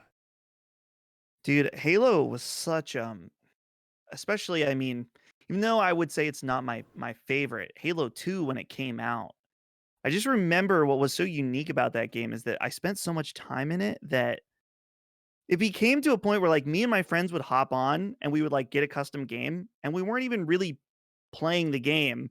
Yeah. It was like almost like a chat room that we would like walk around and try to like glitch out of the map and then we'd be talking about school or something. And so, I mean, we would play as well, but sometimes it was just like virtual hangout space in Halo 2. Yeah, no, I mean, I agree. I think a lot of people have that memory. There's where I think it's because it's less gamified than Gears. Gears is pretty gamified. There isn't a walk around spot in Gears. In fact, if you do, you get this shit, which makes me want to kill somebody. The next time I see Dom put his finger to his fucking ear and it slows me down and I have to wait for him to walk and talk to somebody, it kills me. Where Halo, it's a cutscene or it's not, and you're running and Cortana's like, watch out, Flood, and you're there's something about it, dude. Like now I want to play again, which I gotta admit, I sometimes want to play Gears, but whenever we talk about Halo, I want to play Halo again, which is probably the only game that I can think of where that pops up. Right.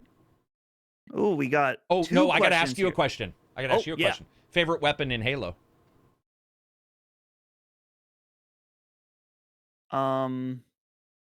This is a hard one. Because I'm thinking of I'll say overall. Halo 1 pistol. Yeah, the Magnum. Wasn't that a Magnum or something? OP. Yeah. But it had like a 2x scope for a pistol. And it was so like you could like 2-shot people with it in multiplayer and it was overpowered, but it was fun. Like it didn't matter. I don't know. I am one of the weirdos who likes the Needler to the point of just being I think it's Maddie too. I'm pretty sure it's Maddie. I know some of my people in my podcast like it too. I don't know what it is about the Needler. I think it's because it'll stick to somebody and they'll run around a corner, think they're fine, and blow up. And there's something that's so magical about having a friend be like, ha-ha! And then they go around a corner and ha-ha! Boom! And they blow up and you're like, fuck you! The thing is that game doesn't really have any bad weapons either. I think the only one I didn't like was that one was it number 2 or 3 that had the weird assault rifle? I like the normal Halo assault rifle, but there's the battle rifle. Or is it the other way around, where the battle rifle?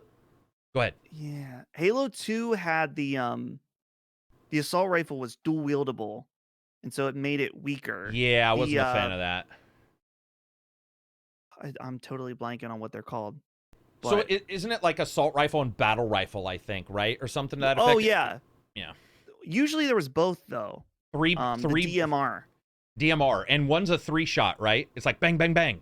And then the other, I like the normal one, not the bang, bang, bang. I did not like that gun. Not a fan of that gun. Yeah. Yeah, there's like a mode where you would do DMR and the plasma pistol. And so like you would like charge up the plasma pistol and then like you could one-shot people. And that plasma pistol seeks a little bit, which is always nice because you see it like arc and be like, yeah. And the sound, that's another thing. Halo trumps. I love Gears. And in fact, I think it's got that grittiness down, but Halo's airy audio, like airy, that's the only, like light and crystalline. Like when you'd fire one of their weapons, they always had some weird, cool, like spool up sound where it sounded alien. It sounded so good. Now I want to play. So, okay, I remembered this, and I got to save myself from the comments. So the burst shot one is the battle rifle. Okay. The DMR was introduced, I believe, in Halo Reach, and that one is a single shot. Okay. And also shout out to the Spartan Laser, which is a fantastic. Spartan Laser's just the what? It's like a really long build-up. Like it has to really charge up, but then when it does, it can like insta-shot people. Gotcha. Was that in 1? Awesome. Why do I feel like that was later too? That was in 3. Okay, there we go. Okay, yeah, I do know the one you're talking about. Do you know what else was in 3 that first time I saw this on the Xbox 360, I could not believe they graphically pulled it off. That fucking grenade that explodes into the golden shield, the reflective hex.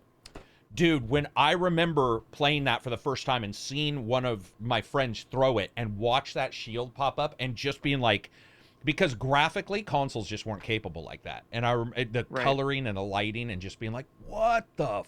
That's amazing looking. Yeah, so good. Dude, Halo 3. Amazing. I know. And 4-player on the same console. Like, dude, that game is that's right. In fact, if we're talking about like Insomniac level, those guys at that time, I think that was that was like their Insomniac moment for sure. Yeah, for sure. Mac the Knife writes in with 2 questions. Number 1, think we'll ever see a Chrono Trigger remake or sequel? Square is sitting on heaps of untapped cash with that series. Yes, I think you will eventually. Yeah, probably. I think that's probably something they're saving. I don't know. Maybe that's like their rainy day. Like, oh, we're fucked as a company. We need to cash cow quick. But like Assassin's Creed with their Japanese, you hear that a lot. Somebody will say they're just waiting until they need, their get out of jail free. But now that maybe they're burned with Ghost of Tsushima, won't have the same impact anymore. But Karak, this one's more for you than for me because I don't have a lot of experience with this franchise. Well, I guess, okay, the question still might be relevant. Number 2, what are the odds of seeing the light of day for Deus Ex sequels, given how bad Eidos Montreal did and the cost for Avengers? First of all, Eidos Montreal did not make Avengers, right? That was Crystal Dynamics. That was Crystal Dynamics, yeah. Maybe they bought the IP or something. We're not aware. I'll look it up. Anyway, I feel that the game is an underrated gem that deserves another shot, but I'm sure Square Enix will not be giving the green light anytime soon. I don't know. I think that now would be the time to bring it back because Cyberpunk, as in Cyberpunk, the aesthetic, not the game, is in right now. Deus Ex Mankind Divided was Eidos Montreal. Yeah. Mm-hmm. And they didn't make Avengers. Yeah, I don't. Unless I think the crazy. Commentary or our friend Mac the Knife may have just been a little confused. Might have been smoking. Might have been smoking. I personally believe that we will for sure see a sequel. There are enough fans in the development community that want to see a sequel, and I think that we've started to see weird sequels of games that, sometimes we're like, oh, they're giving it another chance. I agree with you. I think Cyberpunk's failure is every single Cyberpunk game styles win. Dude, Cyberpunk, I don't know if you believe. Let's talk for a second about Cyberpunk. I don't want to hold Dustin over because we did say we'll be a little shorter, but I got to ask you something. Oh, no, we're good. Dude, so Cyberpunk, this came up last night in a 2-hour discussion I was having with Absy, where do you believe So do you believe mods can save? Do you believe mods for Cyberpunk can save Cyberpunk, or do you think that it just has to be a different game? That's the first question. First one of a couple. I don't think that this is such a man. I feel like this answer can go so many ways. How about for you personally? Would you return to Cyberpunk if they like modded the cops, or is it so not what you expected, or what have you, that you wouldn't, or are you just done with it? So I think the thing for me is that I was enjoying Cyberpunk when I was playing it for what it was. Right. You know, and fully acknowledging all the flaws, like the bad AI and the cops like that. The thing that was drawing me was just the world and the city, the landscape, the architecture. Say what you will about the AI of the pedestrians and stuff like that, but I'm just intrigued by this idea, which I think a lot of that still very much is present. Like, you know, seeing how people might live in this, you know, hyper futuristic city where, you know, it's very different from our own.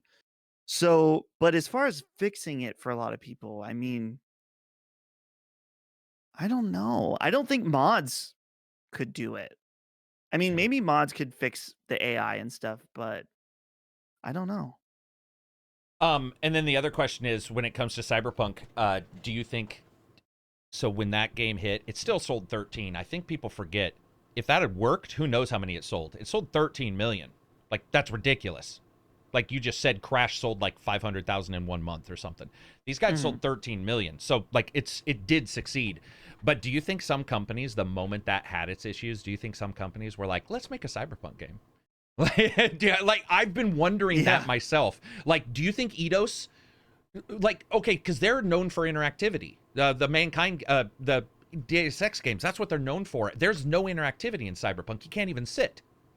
So what I'm wondering is, do you think somebody like was watching, saw Cyberpunk, saw that they didn't deliver, whether it succeeded or not in numbers, and did do the like what he's saying, where they're just like, let's just do this, man. Let's like, let's fix the issues, because it feels like that's happening somewhere. Clearly, there is a hunger and a thirst for a game like Cyberpunk for what they tried to sell everyone on. That's for sure. The question is, can someone deliver? You know, and it's a very ambitious title to pull off what they, you know, promised. That would be a very difficult feat. So who knows? Did you like the city more than the outdoors, or did you like the outdoors? Because I'm now of the opinion that while both areas feel like they didn't come to fruition the way I wanted, I actually think I'm pretty sure I liked all the outdoor stuff better. Because you mean like in the desert? Yeah, because dude, because what's her name? Not Padme, that's fucking Star Wars. Pan Am. Yeah, Pan Am. So Pan Am's area, it wasn't super dynamic, but it looked better, and because people weren't bouncing and doing the weird bad AI stuff that they did in the city, I started to really like just driving in that area, and it didn't really do anything. Like, there's not a lot going on. In fact, I don't know if you remember, but okay, prior to some other stuff we can't talk about, but people saw the game, played the game. I think a lot of people assumed the outdoor areas would have things to do, something like to do. I don't know about you, but did you like the outdoor areas more, or did you, I mean, like, once you got to play it, were you happy with like the bar, the escort clubs? Like, did you enjoy those spots, or did you find yourself liking other locations? I think I enjoy the city and like going to the clubs and stuff more for just the fact that I love like the really bright colors, the ray tracing, and just the visual. I do like, though, I mean, I think that what they did was interesting, at least in the fact that it's such a stark contrast. Yeah. It's like refreshing if you're spending a few hours in the city and then you have a mission that's out. It's a nice change up. How old are you? 27. I had to think about it. So you haven't watched, I'm assuming you haven't watched this, but there's two versions of Judge Dredd. There's the Carl Urban and then the older B movie with Stallone. Did you see the Stallone one? No, I haven't.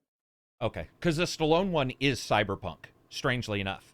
So if you watch you should watch it just for the hell of it. I know you're probably not like me, as you grow, like a like stupid Stallone fan, but it's Mega City, right? And then they go out and they have an entire adventure in the desert. And one of my friends was like, dude, you can't tell me that those developers didn't try to make Judge Dredd. And I was like, what? And now I've just watched Judge Dredd this weekend, and I got to tell you, man, the amount of similarities between Cyberpunk and Judge Dredd with Stallone is insanity. Like, I believe it. It almost feels like maybe they didn't know. You know how sometimes somebody will grow up and like the movie, whether it be Star Wars or whatever, it's in your brain, and so some of the decisions you make, are sort of themed by that. I'm just wondering if maybe they saw it. I would love to see if you could even sit through it, to see what you think if you did sit through it, if you feel like it's that close. Because it's stunning to me. It's funny. I just watched a few weeks ago. There's this movie that came out in the last 2 or 3 years called Alita Battle Angel. Yeah. And I was watching, I was like, holy shit, this movie is so cyberpunk. Yeah. Like Cyberpunk 2077. Like a lot of body modification stuff. Mhm. And Did you like it? So Yeah, it sounds like you liked it. You liked Alita. yeah, it was fun and not perfect, but visually very cool. So, and sometimes I like that. Not every movie needs to be amazing. No, in fact, I don't think I like an amazing movie. Because if they're over the top stupid stuff, I'm usually much like Alita Battle Angel creep me out because I don't like eyes. I don't like the big eyes. Yeah. And dude, that would do it. Yeah, dude, like I wanted to poke her. I was like, could you squint? Because you're creeping me the fuck out. That kind of stuff bothers me. A matter of fact, I was mentioning it a couple days ago. I was playing Persona, and I'm playing Strikers. So I'm playing Strikers. Have you played this yet? No, I really want to. So, dude, there's a scene in Strikers, no spoilers, of course, but there's all these characters in a row, and they all look at the character, which is you at this point, and they're all Caucasian with huge eyes. And it dawned on me, I was like, I mean, obviously we already know the thing about, Caucasians, for whatever reason, being their heroes in a lot of games, but they all looked at me, and it's so funny because I forget a lot of times because I don't watch a lot of anime. I watch cartoons, usually like an American style, and I see their eyes, man. And I don't even have something here to fucking show you, but they're like fucking hockey discs, man. And it gives me, like, it looks like not an open wound, but like a weakness I don't know how to describe it. But they all look. And they're like bug fucking eyes, right? They're like this big. And I'm like, Jesus Christ, man. I swear to God, they're getting bigger. As games continue to progress, we're going to have like eye tech where they have to get huge. Does that kind of stuff doesn't bother you though? So like watching Battle Angel, that like you don't, because you watch a lot of anime too, don't you? Yeah. So that doesn't, I don't know. Battle Angel was like maybe a little weird. Like, sometimes I will get like a little bit of an uncanny valley effect where I don't get that with anime because it's cartoony enough that it's like whatever. But yeah, Alita definitely did trigger that a little bit where it's like you look real but very not real at the same time. Where your animal brain is like, watch out, kill it. Yeah, exactly. Protect yourself. Yeah, I get you. Yeah. Sorry, I went off on a tangent. What was the next question? I think we hit mankind. Oh, he was talking about Deus Ex. Will there be another one? Yeah, we said that we think they'll bring back. We'll bring it back. Deus Ex. Yeah. All right. Coach Blue writes in and says, "Sup, dudes? Hope y'all are just okay." What are you guys' thoughts on the forwards compatibility of games like the Hitman series and the Total War Warhammer strategy series? Warhammer 2 allows you to import Warhammer 1, combining the two maps and all the factions and DLC. The recently revealed Warhammer 3 will be doing the same and will allow you to combine all three games. Of course, you guys have talked about how Hitman has been doing something similar. Could we see more instances of this in the future? To me, it's very consumer friendly and seems like a win for all companies as well. When I got a PC, I never played the Warhammer games. I bought Warhammer 1 only because I knew I could import it into Warhammer 2. Seems like a good way for the studio to get revenue and relevancy out of previous titles while giving a lot of value to players. Peace. So, Yes. importing your old game into a new game. I think it's awesome. I mean, you did Hitman 3. Did you do 1 and 2?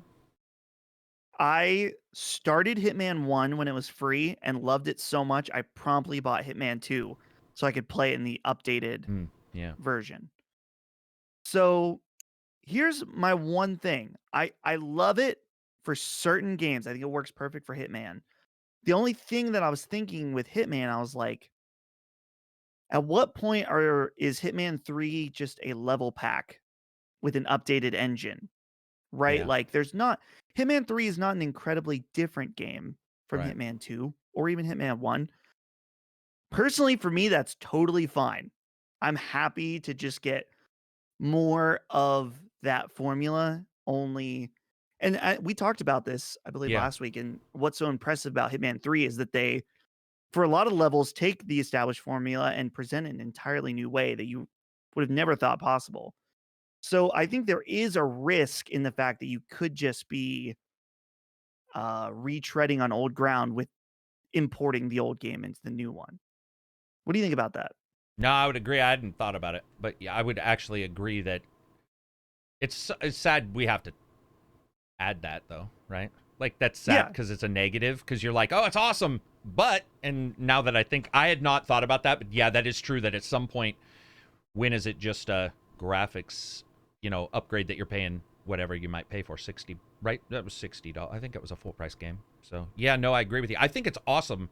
It's incredible. Also, I don't know if you've tried this out, but if you unlock stuff in 2 and you bought 1, then those items would work. And they actually went back and they were like, if there's any weird, trap stuff, it will work in 1. They did the same thing with 3 and 2 and 1. I think that it's awesome, but I agree with you that it's a certain type of game. It's not going to work with everything. Right. Right. And I didn't know Warhammer was doing it, so I'll have to look into I played Warhammer 1 and adored it. But, dude, sometimes I look at a game and they'll be like, hey, do you want to review this? And I'll look at it and be like, no. Like, my brain is just not ready for, and it was not ready at that time for another Warhammer game, another RTS, big, check every fucking thing and watch these huge guys battle. So I'll check that out. I wasn't aware. I'm trying to think of other games that have done that. But I think you're right. I think technically it's usually been hardware, right? You buy a PS5, it makes a PS4 game run better. You know what I mean? So. Right. I agree with you. There is a worry there.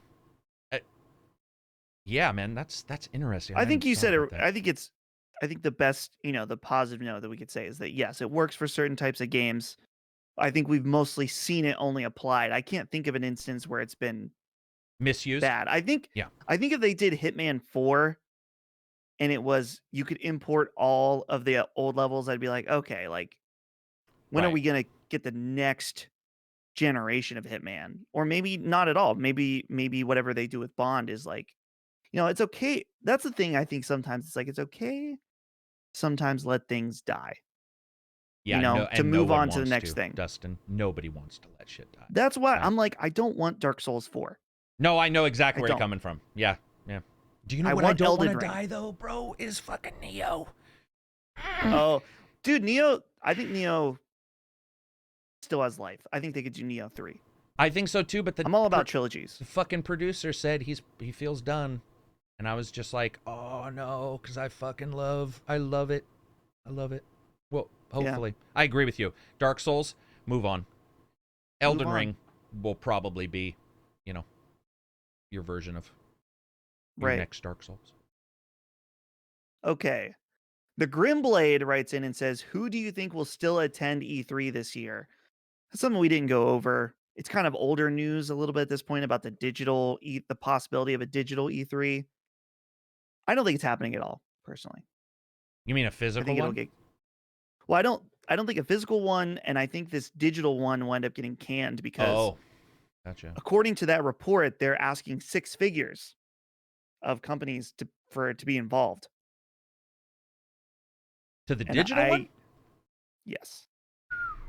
Whoa, that's what that article said. Balls, man.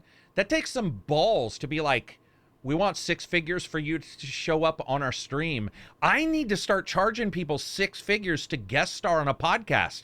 I need to be there. You go, dude. Dude, what the fuck? That takes some nuts, man. You got to have huge nuts, especially because didn't they screw up all the stuff, right? They got hacked. They like data got out about people and all that stuff. And then they're going to be like, yeah, that's done. We still want 6 figures from you. Yeah, I would Yeah, agree. and We'll it's just probably won't see it. like with so many people doing their own events now, it's like you can't Yeah. imagine a company is going to be like, well, yeah, 100 grand or more, whatever. They weren't specific. I think it was Video Game Chronicle or something that did that had the article that you can Mm. go read about it. But yeah, my bet is that the digital version will not happen at all Yeah, or if it because does, I mean, why would you all fight for time? I don't know. I don't know the company. They do some weird shit, but I would agree. And I'll just say this: I would rather have it happen physically in the future, not obviously this year, and I would rather have it not digitally happen, if that right. makes sense. Yeah. Okay, Ivory State is our next question. They wrote a lot. And so I'm going to just Condense it. I'm going to condense it as best as I can. Do you think we'll see more games using AI and procedural generation to do the legwork on what would otherwise be unlikely projects? I'm thinking along the lines of Microsoft Flight Simulator with generating an incredibly detailed global map. Is it conceivable that in 10 years, AI technology will have advanced enough that we could see more down to earth generation? For example, imagine having a Battlefield game where a large number of unique maps are made, which only require slight tweaking and balancing by humans, with most of the work being handled by AI and algorithms. And then they gave a whole nother example, but I think we get the point. Um, this is a good question. I mean, this goes way beyond video games. Yeah, that's for sure. There's a lot of discussion about AI generated writing Mm-hmm. and AI generated art and AI generated music. And it's getting to the point now where certain instances you can't tell the difference. And so I don't know. I You'd have to imagine it applies to games in I've talked about the certain one ways. game I got to go see. It was VR that used AI voice, and the discussion was Uncanny Valley kind of Star Trek shit. I know that technology is still being worked on. I think AI. I think people forget though. They think AI makes it easier. Asobo's already very clear that Microsoft Flight Sim would have taken about twice as long to create by hand a smaller version than the AI, but it actually took them the expected amount of time when they knew AI was being made because they got to work on the other stuff. So I think people are under the assumption that it's like magic get out of jail free card, and every every developer I've talked to is like, dude, if AI works here, we would have to work on something else. Like there would be something else we did on top of it. So I mean, look at Sinking City. It had an AI city, so they basically used an AI device to make their city. They used a seed, and then they decided what the city looked the best as, and that was the city we all played when we played it on our PC, and blah blah blah, and it was terrible. AI doesn't work because one of the things that AI forgets, I don't know if you've ever studied AI, but so basically AI has a big problem with memory. So AI Dungeon, by the way, is a Google, by anybody should check this out. It's amazing. It's a Google storyteller that runs on AI. The problem is it has almost no memory, and it can't tie in past events. It can tie in some words. So if you say I have a sword, it'll know you have a sword forever, but it won't know in what basis you use the sword after you do a couple entries. And this is pretty cool, Dustin. You can basically play D&D with it. So you can download this thing and say, because I use voice to text, but I can say, I'm standing inside of a castle. There's a dungeon there. Do I hear anything? You hit a button. The AI knows you asked that question and will come up with something. The problem is it fails with time. So you have to tell it this thing matters, remember it, and it does stuff like that. With AI and time, one of the things you get is San Francisco couldn't be made. San Francisco was built in discrete layers over times, including the fire. And so when you look at AI, it wouldn't know how to create cultures, for instance, the ebb and flow of money, and what's the term? Gentrification, those kind of things. You basically would say, this is gentrified or sort of create gentrification, but AI crunches, man. I've run AI. Have you ever run like frame interpolation or AI sharpening yet on any of your? Yeah, I think so. I ran AI gigapixel, which takes a a picture and upscales it, one picture, not a frame, one picture. If you want to upscale a 1080p to a 4K, it's about 30 seconds for one frame, and that's not taking into account anything moving. That's just trying to create something. It's going to be a while before we get like game levels, but we certainly will get voice. I know for a fact there are voice packs. I don't know. Did you see the thing for Skyrim last week? The guy took every voice out of Skyrim and trained an AI, so now you can download this thing called Skyrim something edit AI vsynth. You download it. You can pick a character from Skyrim, any character that's named or unnamed, and type in whatever you want. Like, my name is Jeremy, and I love fucking, to eat string cheese.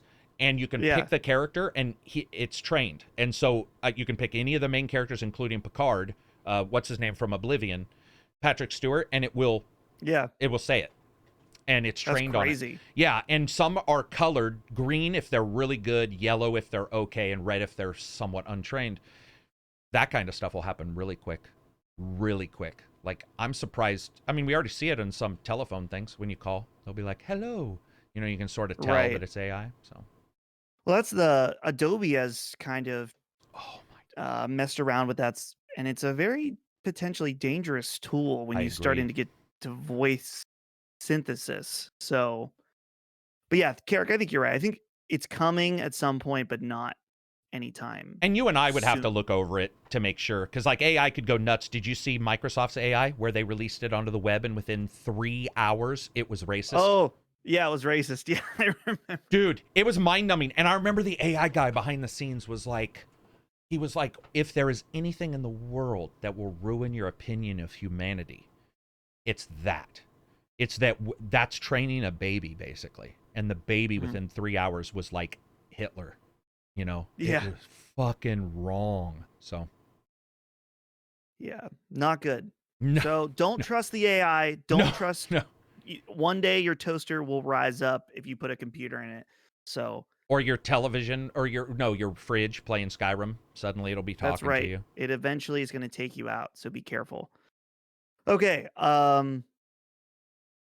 KNX Wital, weird name. Anyway, what important changes would you like to see made to the creation engine for future Bethesda games? Bethesda Game Studio games. Aside from bugs, is there anything you feel the creation engine specifically lacks? What do you think? Because that's a long list for me. I don't know. Yeah, there's a lot of stuff. I mean, it's weird. Fallout 4, I feel like sometimes I look at it and I'm like, yeah, that wasn't a bad looking game. It actually looked pretty kind of beautiful at points. And other points, I'm like, this game looks like ass. Like, so I don't know whether I feel like maybe the sometimes the landscapes can look really good and the characters are still not so good. The characters? Yeah, animation. Animation. That's what I was waiting. Yeah, animation. And then texture detail is terrifyingly bad. You know what, Dustin? It's so weird that every time those guys release a goddamn game, there's 2 patches that come out first. Unofficial, because they can't fix their bugs, and then a texture patch for like rocks. And you're just like, if this is so common, how does Bethesda not go, guys, before we release the game, because they're better, by the way. Most of the time, they're actually they're higher res and lower memory footprint. There's literally no reason to not use them. How is it possible that those guys, and I'm not blaming the texture artists, that somebody doesn't say, guys, we need to, like, at the bare minimum, we need to have what the mods had for the last game. So I would say textures and animations. The animations, if you jump in Fallout 4, you know what I mean. The first time you jump in Fallout 4, you're like, damn, son, he's got like a chimney up his butt. Yeah. Right. Yeah, I'm going with the animation. Yeah, definitely. Paco Luigi writes in, says Nintendo's been seemingly quiet for a while now. Current global situation aside, do you expect anything major to go down with them this year, or will ports from neglected Wii U remain supreme? Well, honestly, this is kind of the last one. The last big one, Super Mario 3D World. So I don't know. Breath of the Wild 2? Is it happening this year? Is there an Odyssey too? Not announced. Not It, known. did you like Odyssey, Mario Odyssey? Yes. Very much. Is it surprising to you that it's not announced? I don't know enough about Nintendo's, how they handle their whatever sequels or whatever. Is that surprising? So, if I remember correctly, the only Mario mainline 3D Mario game to get a sequel is Galaxy. So they had Galaxy 2. Oh, I So see. I think they could do an Odyssey 2 because I think there's a lot that they could still build off of. And I'd be happy with that personally. But yeah, I don't know. I don't know what the plan is. It's the big anniversary of Mario still right now. So maybe that's like one last thing at the end is the announcement of the next mainline Mario game. But who knows? Do the Luigi games sell, or what's the little turtle? I can't remember his name. In Mario Turtle. games, the turtle. Toad? Yoshi, right? Yoshi. Yeah. Wait, Toad is the mushroom. Yeah, Toad is a mushroom. Or we can bring that up too, but do Toad, Yoshi, or Luigi games do as well as Mario games in sales? Oh, I can't imagine that Okay. they do anywhere near the numbers. I didn't think so We either. saw Nintendo release their numbers of their best-selling Switch games. I think number one was Mario Kart. So Wow. That's I'm wondering if, I mean, with it being the best-selling game, I'm wondering if it's still selling just as well because I want to say 2020 was the best year for Switch hardware sales on record. So it's like, if that's true, the attach rate of Mario Kart 8 Deluxe is still so high that why make another Mario Kart game I've when everyone forgiven. who buys a Switch is still buying it? Yeah, or I said forgiven, but I've like given up on understanding Nintendo fans. So, and what they buy or don't buy, and Nintendo itself and what they make and don't make. Nintendo just it's a rant. It's speaking of AI, that's what Nintendo's like. As in, it's like somebody is running an AI saying pick a random thing to make, and you get VR with cardboard, and then you get Odyssey, which personally to me, I wasn't really expecting Odyssey.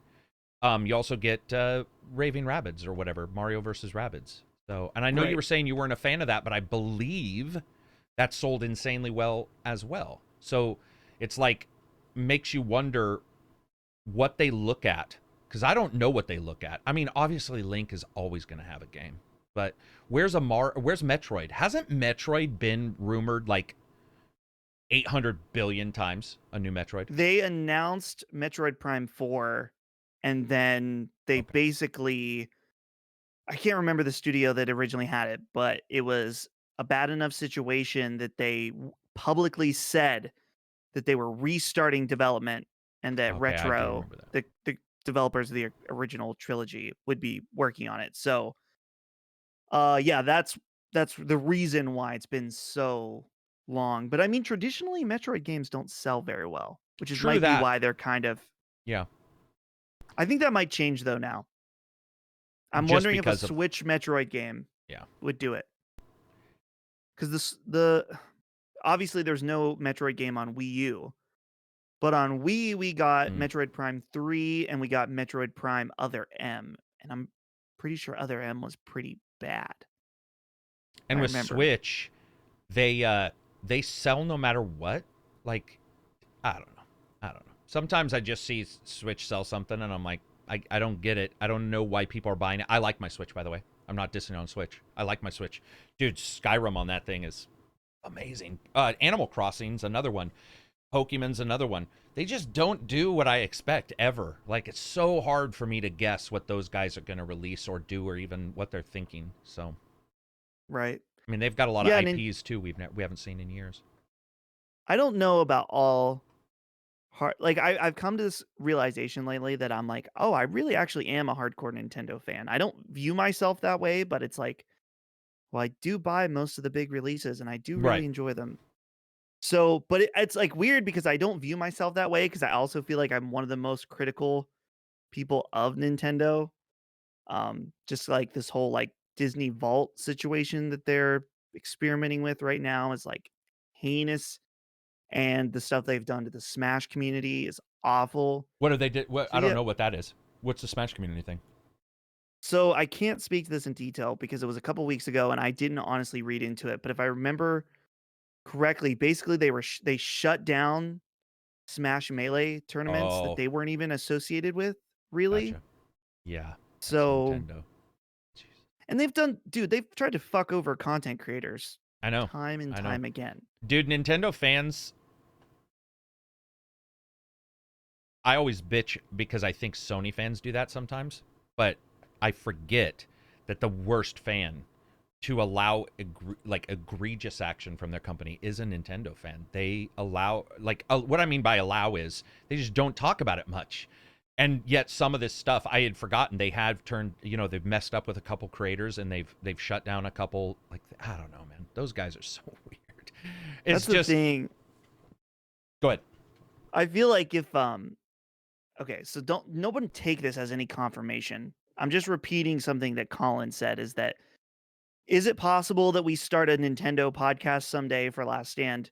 Of course it's possible. Right. Anything's possible. So let's go with that. Keep that in mind. I feel like if I was the host of a Nintendo podcast, I would be up Nintendo's ass every episode. As a fan, I fucking love Nintendo. Like I said, I bought this game today for $60. I already own it. I'm buying the convenience of playing it on and Bowser's Fury. I do want to check that out. But so like, I get it. But you'd but also have to be worried about being able to say what you would want to say too if you do a podcast. Nintendo would never work with us. I don't think so. You don't. So then I guess in a way that's the best part, right? If you know, Right. if you're gonna walk into it and be like, we know this is just not gonna work out, then I think then you're much better. Then it's not even really Right. a thing. And to be clear, I would love to work with Nintendo, but I just know that they're very strict about. They don't feel the same. It's like a girlfriend. Yeah. You're like, I like you, or not a girlfriend, but a hot girl, and you're like, man, I really like you, and they're like, yeah, not the same. Damn. They're like, yeah, you're all right, but I don't need you. Yeah. That's Nintendo's approach. That's very much. It's like, Nintendo's approach, I man. don't need.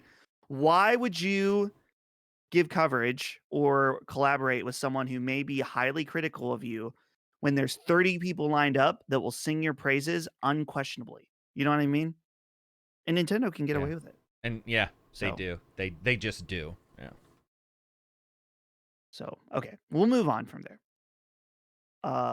Felix Check.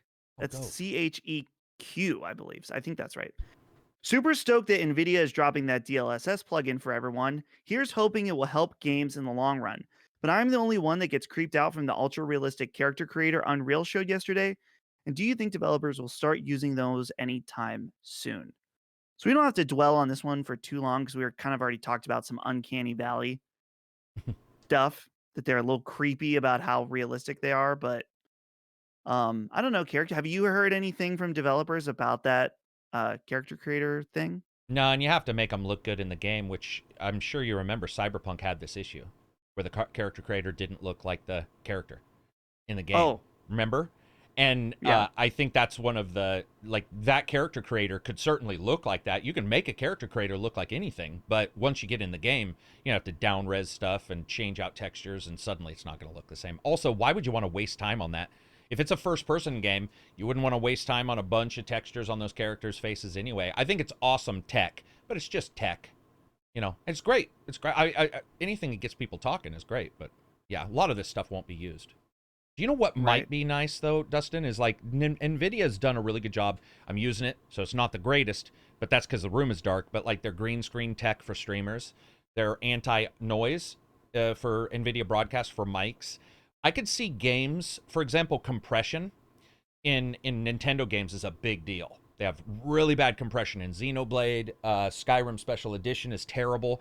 I could see these companies doing stuff on the side like that, where they fix or clean up stuff or do some weird shit there. But anything like a character creator made by NVIDIA or anything like that, that's not. Or Unreal. I just don't see that even getting into games. It just doesn't make sense. Yeah. I see other stuff getting into games.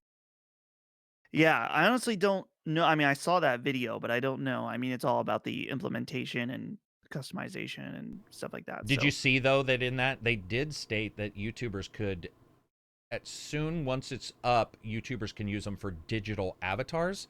So there are some programs, I don't know if you've used them on Steam, that you can like get a Muppet, and they look pretty good, right? They track your face with your camera.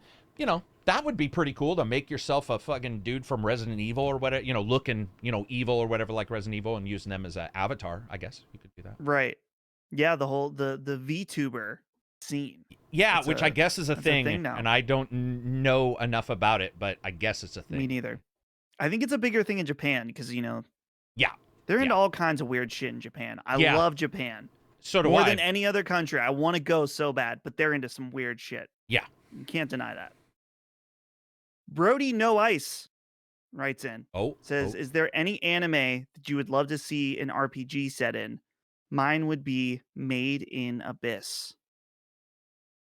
Kirik, you're not a big anime watcher, so maybe this one's more for It's me. probably more you, but I did love Record of Lodoss War, but there's already 3 or 4 games. Yeah. So, but that would be my answer just because I don't get to watch it all. I'm going to change his question a little bit because nothing really comes to mind, but I don't know if it would have to be an RPG, but I'd love to see an Evangelion game. I know what that is. At some point. I know they've done games, but I don't think they've ever been very good. Mm. And I don't even know really what that would look like because I don't know if the story lends to being adapted as a game, but surely someone can figure it out. I'm a huge fan, not Macros, but I'm a huge fan of Robotech. Like, massive fan. And that Robotech game on PS2.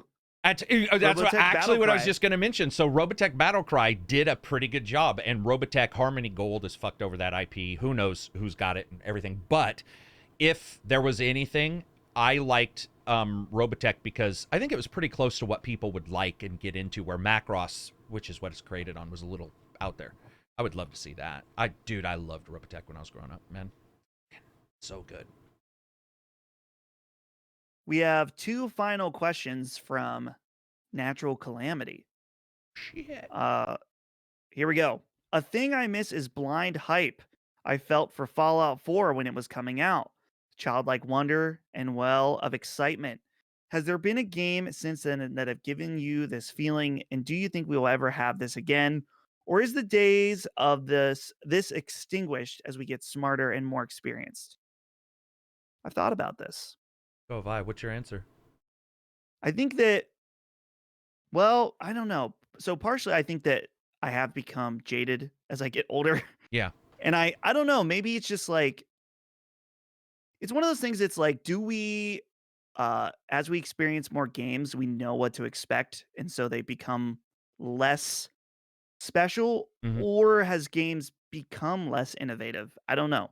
Maybe it's a little bit of both, but part of it too is that, and that's why I feel like it's important now. It's like, if you're really excited about a game that you think you're going to love, stop watching content about it. Yeah, right.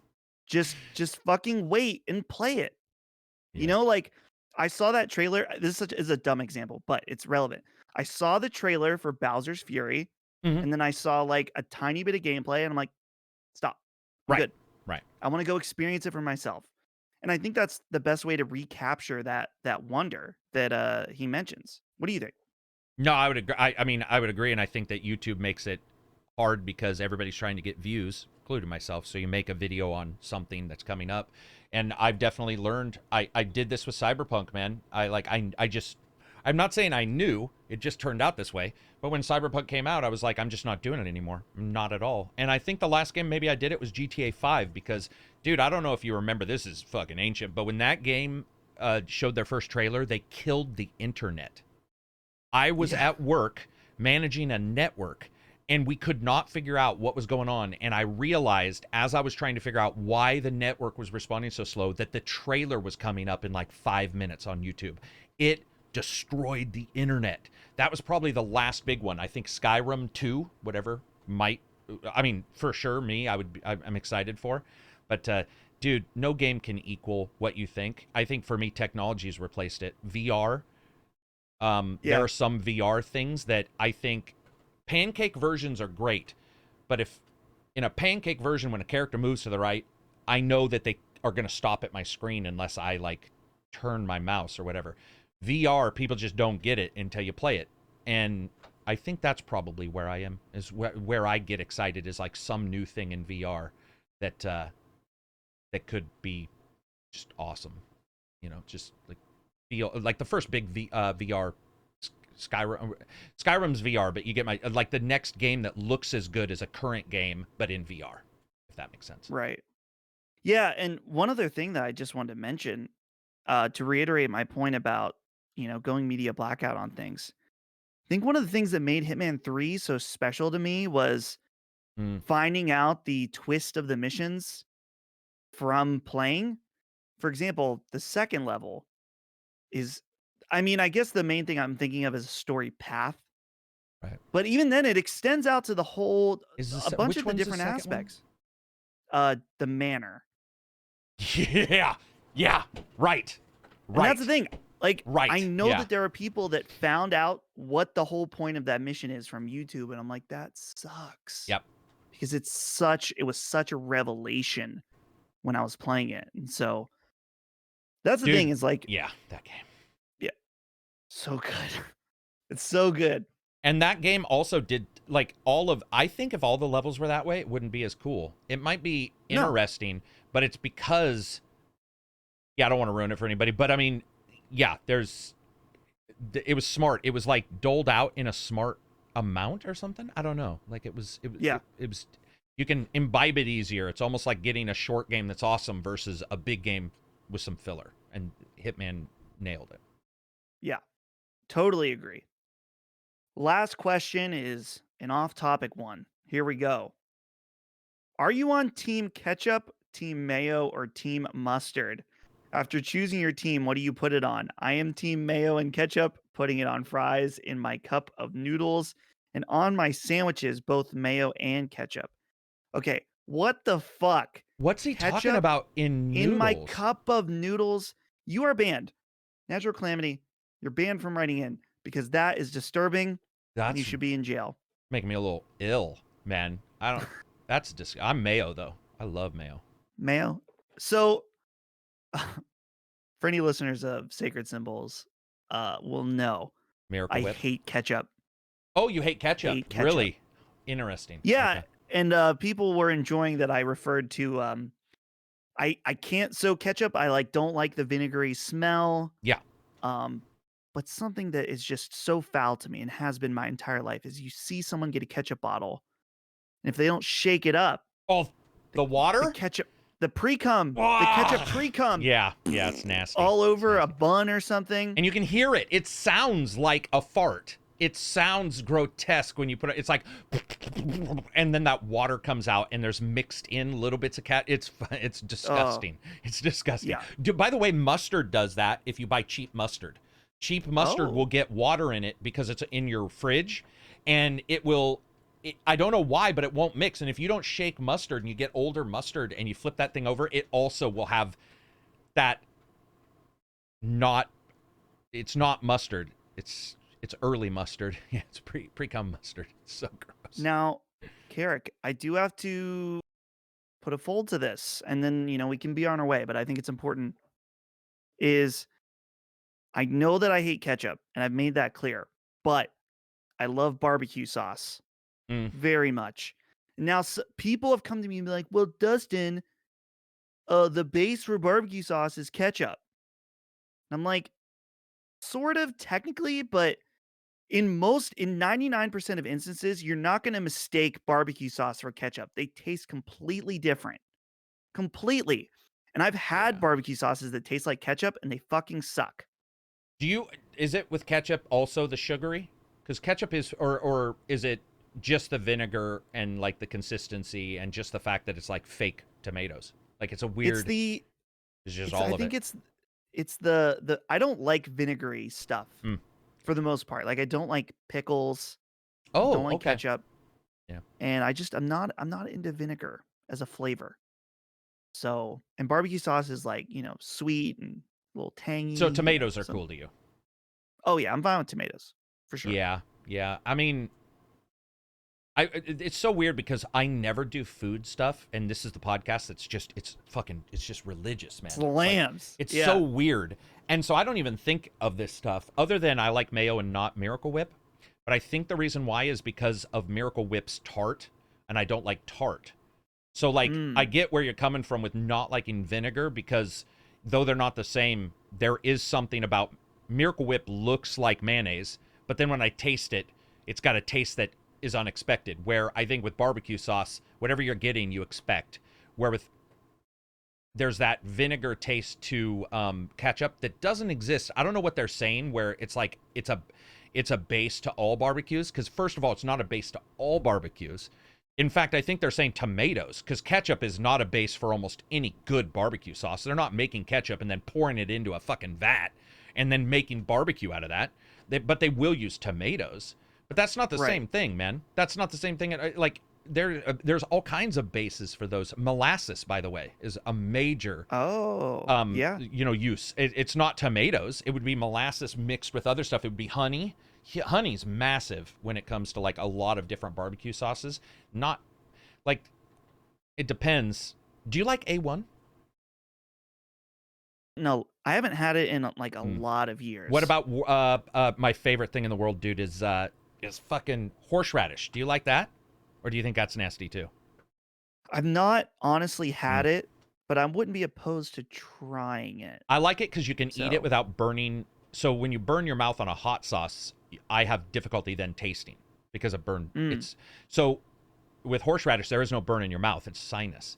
And so it's Oh, weird, but I like it because I can eat it and like you get whatever burn, but it doesn't affect the taste of anything. You can continue to eat it. yeah. Where I do like a couple hot sauces, but I have a tendency to like some. And then once I eat them, I'm like, fuck, man, I can't taste anything because I've just burned my mouth to the point of no return. It's just weird. It's Right. funny you don't like ketchup though, because I thought, or not as funny, but it's interesting you don't like ketchup because I think with ketchup, that also might be a Western Eastern thing because I know a lot of people on the West Coast like ketchup and almost all my friends from the East Coast don't. Where are you from? Hmm. I'm from the fucking ketchup capital Oh of shit, really? Pittsburgh. You're in Pittsburgh. Heinz Oh, that's ketchup. true. That's Heinz ketchup. Yeah, Yeah. so but that's weird because does Maddie like ketchup? Because I thought Maddie also said he dislikes. I can't remember. Now I want to know. We'll have to couch this and then we'll ask Maddie to like see which Dude, ones. What was it? Mustard, mayonnaise, and but they didn't ask Miracle Whip versus mayonnaise, which surprises me because way beyond ketchup and mayonnaise or ketchup and mustard, I usually hear people having that battle of like right. Miracle Whip versus. Yeah, it's funny, Carrick. Around here, it's like there's a big loyalty to Heinz ketchup. Like people will be like, they'll see a Hunt's ketchup bottle and they'll be like, trying Oh, to poison oh, me or something. right, like NFL teams or something. Like, Yeah. how dare Oh, you? for real. I guess Mhm. so I guess it's just the people I know because yeah, you're absolutely right. It's just weird. West Coast, most of the people I know have like ketchup on burgers and stuff, which even I don't like. Like Yeah. a lot of my friends will. To me, a burger's good, but they'll throw ketchup on it, and I'm like, I don't know why, but I like the taste of the burger, salt, Oh garlic, yeah. cheese, whatever Mhm. you put on it, and not ketchup. Ketchup's pretty strong. I do like ketchup and mayonnaise mixed together. Fry sauce, we call it fry sauce. I don't know what it's called everywhere else, but in like you just mix ketchup and it sounds probably gross to you, but ketchup and mayonnaise was just fucking. Mm. I mean, remember, people, Yeah. we're talking about whipped lard when you talk about mayonnaise. All it Right. is eggs and whipped fucking dude. You're eating the fat of an animal, and you're thinking somebody doesn't like ketchup is weird. Look at the inside. Go read the inside of a Twinkie one day. You just be like, shit, we eat that? It's just so nasty. Some of the stuff that we eat. Do we have any Right. others? Is that it? Nope, that's it. Dude, look at us. So It's 4:00, an hour. I guess that makes sense. One more person would have put us at 5, which is where we usually end. So I want to say thanks to Dustin. He showed up. I showed up. Maddie, he's like, dude, I don't even want to be there. I'm just joking. Maddie was busy, so I don't want to give him shit. But I thank everybody who was here. Hashtag ketchup. Hashtag ketchup. Maddie is going to be like, what the fuck? Hashtag ketchup. Yeah. Has nothing to do with games. Hashtag ketchup. If you get a chance, check out Dustin's channel. He'll be streaming when? When's your next stream? Okay, I'm trying to think. If it's on Sunday, this releases on Sunday. Oh, so, right. Yeah, I'm finalizing a schedule because I didn't make one because I didn't think my Twitch would work. Do well. So, and now I know it's that kind of, working out a little bit. So I'm trying to finalize the schedule. It's just hard when you're also doing other stuff to figure out. So this should be weekend streaming it's on Monday. Monday. Okay. Yeah. So make sure to check sure. him out. Subscribe to his Twitch channel. If you get a chance, check out MattyPlays. Again, this will come early on. I think it's Sunday it'll be tonight if you're a patron, patrons. right? And then Sunday for YouTube. Check that out. Check out Defining Duke comes out on Sunday around the same time, I think. I think they're almost like within the same hour or so. Check out that. You can check out my channel, but it's frankly just a complete disaster right now. It's just really shit. I think the last review I did was, what did I do? Werewolf. Oh, yeah. Yeah. Dang. Werewolf. Yeah, there you go. Don't come to my channel. Anyway, that's it for us. Thanks again to Dustin. Thank you to everybody else for listening. You guys absolutely rock. Peace out and enjoy the rest of your week. See you next time. Or weekend.